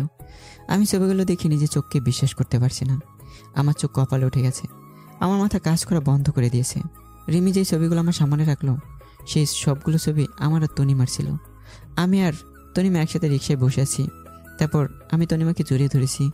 আমি আর তনিমা একটা হোটেলের রুমে উলঙ্গ অবস্থায় দাঁড়িয়ে আছি। আমার মাথা কেমন যেন চক্কর দিয়ে উঠলো।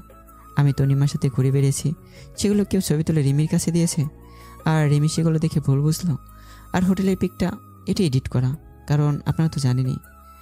রিমি, তুমি এগুলো দেখে তুমি আমাকে সন্দেহ করছো?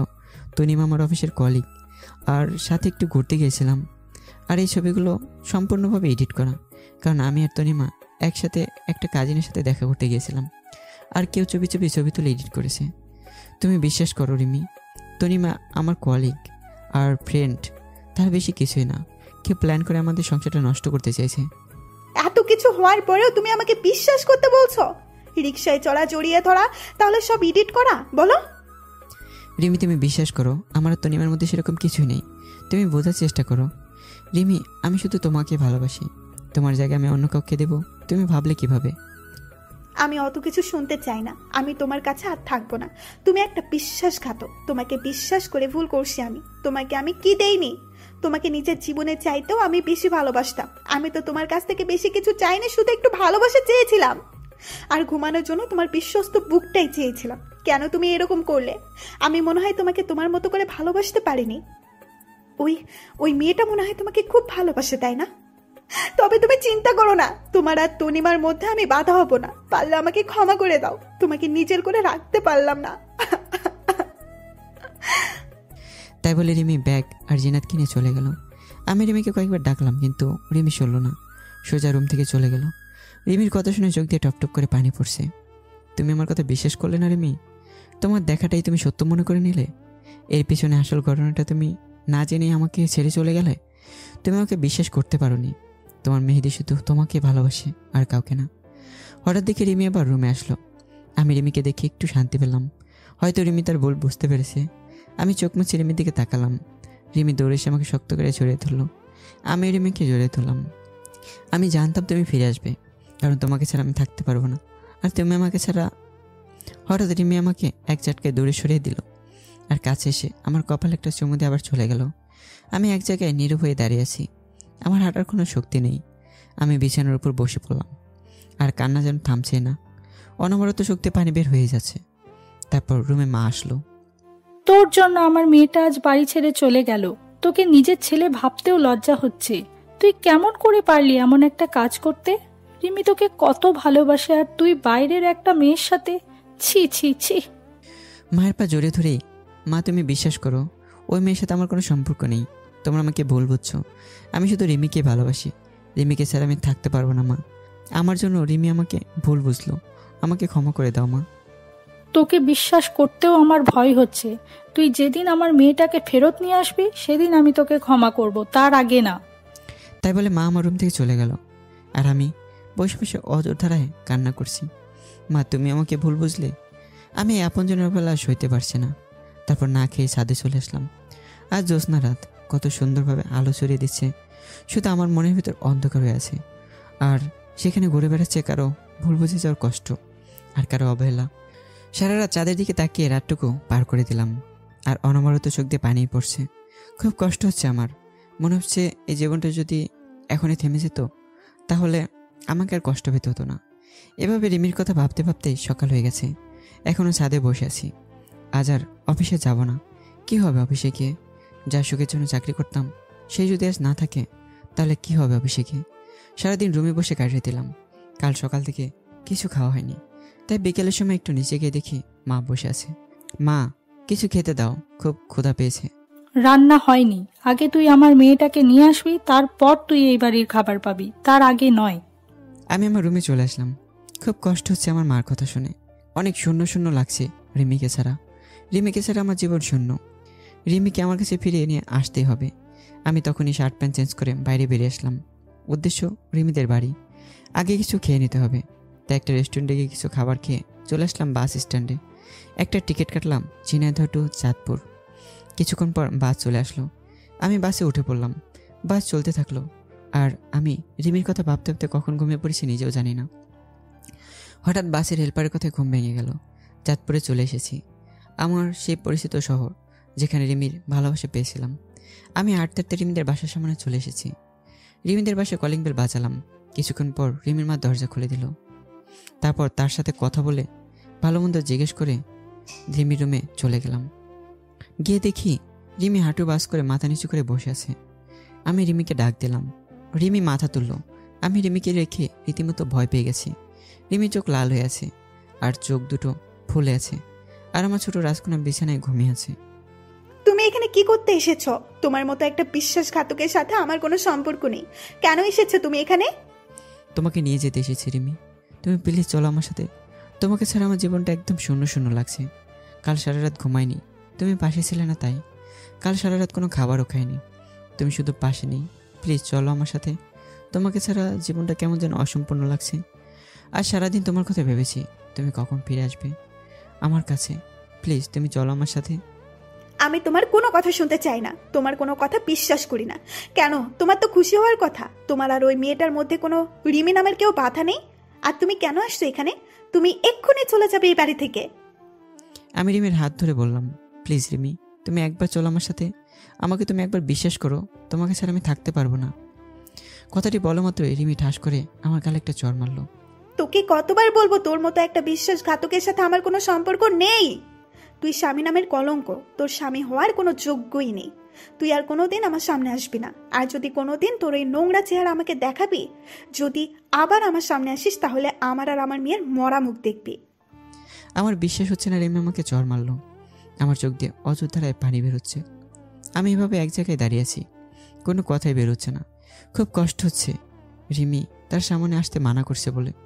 ঠিক আছে, আর কোনোদিন তোমার সামনে আসবো না। আমার এই নোংরা চেহারাও তোমাকে দেখাবো না। তবে হ্যাঁ, তুমি যা দেখেছো শুনেছো সবটাই ভুল ছিল, সবটাই মিথ্যে ছিল। তোমাকে আমি এখনও ভালোবাসি, আর এরপরেও একইভাবে বাসবো। তুমি যখন তোমার ভুল বুঝবে তখন আমার কাছে ফিরে আসবে, কিন্তু পাবে না। যদি বেঁচে থাকি তাহলে অবশ্যই তোমাকে কাছে টেনে নেব, অপমান করে ফিরে দেব না। তাই বলে আমি আমার ছোট পরীটার দিকে এগিয়ে গেলাম, একটু কপালে চুমু দেবে বলে। তখন রিমি বলল, তোর এই নোংরা শরীরে আমার মেয়েকে টাচ করবি না। যদি করিস তাহলে আমি আমার মেয়েকে নিজের হাতে খুন করব। আমি রিমির কথা শুনে সাথে সাথে দাঁড়িয়ে পড়লাম, আর আমার মেয়েটাকে দেখে রুম থেকে বেরিয়ে পড়লাম। রিমির কথা শুনে প্রচণ্ড কষ্ট হচ্ছে। মনে হচ্ছে কোনো বড় পাথর আমার বুকের উপরে দিয়ে রেখেছে। রিমির বাড়ি থেকে বেরিয়ে আনমনের রাস্তা দিয়ে হাঁটছি, আর চোখ দিয়ে টপ টপ করে পানি পড়ছে। আমি আবার বাস স্ট্যান্ডে চলে আসলাম, আর একটা টিকিট কেটে ঝিনাইদহের উদ্দেশ্যে চলে আসলাম। বাড়ি যেতে খুব কষ্ট হচ্ছে, কারণ রিমি সব স্মৃতি রয়েছে বাড়িতে। আর মাকে কী বা জবাব দেব? তার বৌমাকে ফিরে আনতে পারিনি। বাড়ি এসে কলিং বেল বাজালাম। কিছুক্ষণ পর মা এসে দরজা খুলে দিল। মা আমার পিছনে তাকিয়ে দেখলো রিমি নেই। তাই মা কোনো কথা না বলে রাগ করে চলে গেল। আমি আর কিছু বললাম না, নিজের রুমে গিয়ে সারাদিন বসে থাকলাম। কিন্তু মা একটাবারও খোঁজ নিতে এলো না। আমি আর কষ্ট সহ্য করতে পারছি না। রিমির স্মৃতিগুলো আমাকে সবসময় কাঁদিয়ে দিচ্ছে। তাই আমি ডিসিশন নিলাম, আমি আর এদেশে থাকবো না।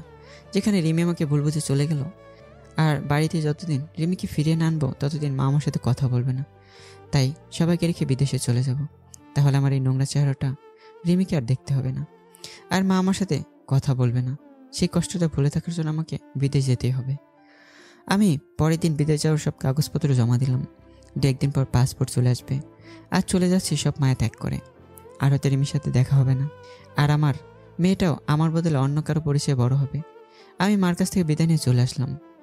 চলে আসার সময় মা কিছু বলল না, অন্যদিকে মুখ করে বসে আছে। আমি কিছু না বলেই চলে আসলাম। এখন এয়ারপোর্টে বসে আছি। হঠাৎ দেখি তনিমা বসে আছে একটা চেয়ারে। আমি সাথে সাথে তনিমার কাছে চলে আসলাম। তনিমা আমাকে দেখে অনেক বড় অবাক হলো। তনিমা, তুমি আমার সাথে এমন করলে কেন? কি পেলে আমার আর রিমির সুখের সংসারটা ভেঙে? তোমার কারণে রিমি আমাকে ছেড়ে চলে গেছে। আমার মা আমার সাথে কথা বলা বন্ধ করে দিয়েছে। মেহেদি, তুমি প্লিজ আমাকে ক্ষমা করে দাও। আমি জানতাম না রাকিব আমাকে দিয়ে এমন কাজ করাচ্ছে। আমি সত্যিই জানতাম না রাকিবের এমন প্ল্যান রয়েছে। তাহলে এই সব কিছু রাকিবের কাজ? আমি এক্ষুনি গিয়ে রিমির সব ভুল ধারণা মুছে দেব, আর আমার সাথে তুমি যাবে। হঠাৎ করে রিমির বলা কথাগুলো মনে পড়ে গেল। রিমি বলেছিল যদি আমি তার সামনে যাই তাহলে তার মরামুখ দেখতে হবে। আমি চাই না আমার জন্য রিমি আর আমার মেয়ের কোনো ক্ষতি হোক। কি হলো, দাঁড়িয়ে গেলে কেন? চলো। তারপর আমি রিমির সাথে ঘটে যাওয়া সব ঘটনা তনিমাকে বললাম, আর ওখান থেকে চলে আসলাম। ফ্লাইট এখনই টেক আপ করবে। কিন্তু আমি রিমির ভুল ভাঙাবো, তোমার কাছে রিমিকে ফিরিয়ে আনবো। তখন অনেক দেরি হয়ে যাবে, আর আমি মনে হয় কখনোই দেশে আসতে নাও পারি। এই বলে আমি চলে আসলাম, আর বিমানে উঠে পড়লাম। আমি ফ্লাইটে উঠে রিমির কথা ভাবছি, যে রিমি আমাকে কেমন করে ভুল বুঝতে পারলো। সে তো বলেছিল যে আমাকে কোনোদিন ছেড়ে থাকতে পারবে না, তাহলে কেন আমাকে ছাড়া সে রয়েছে? রিমি আমাকে কোনোদিনও রাগীভাবে কথা বলেনি, কিন্তু সে আমাকে চর পর্যন্ত মারল। খুব কষ্ট হয় রিমির অবহেলার কথা মনে পড়লে। আমার ছোট্ট পরিটাও আমাকে আর চিনতে পারবে না, হয়তো অন্য কারো পরিচয় বড় হবে। রিমি হয়তো আমাকে ছেড়ে অন্য কাউকে বিয়ে করে তার সাথে সুখে সংসার করবে। আর রিমির কথা ভাবতে ভাবতে ফ্লাইট ল্যান্ড হয়ে গেছে। আমি এখন সিঙ্গাপুরে এসেছি। কেউ জানে না আমি কোন দেশে এসেছি। হয়তো কেউ আমার কথা মনে রাখবে না। সবার অবহেলার কারণেই আমি সবাইকে ভুলে যাব। আমি সিঙ্গাপুরে একটা জব করছি। এখন রিমির কথা খুব বেশি করে মনে পড়ে, আর রাতের বেলা রিমির কথা ভেবে রাতে ঘুম হয় না। রিমি সবসময় আমার বুকে মাথা রেখে ঘুমায়, আর এখন ঘুমাতে গেলে রিমির কথা মনে হয়। এভাবে সিঙ্গাপুরে আমার 5টি বছর কেটে গেল। এই 5 বছরে এমন কোনো দিন নেই যে রিমির জন্য আমার চোখের পানি পড়েনি। এখনও রিমিকে আমি ভুলতে পারিনি। আর আমার ছোট পরিটা মনে হয় এখন অনেক বড় হয়ে গেছে। এখন হয়তো আমাকে আর চেনেই না, বা আমার কোনো অস্তিত্বই নেই।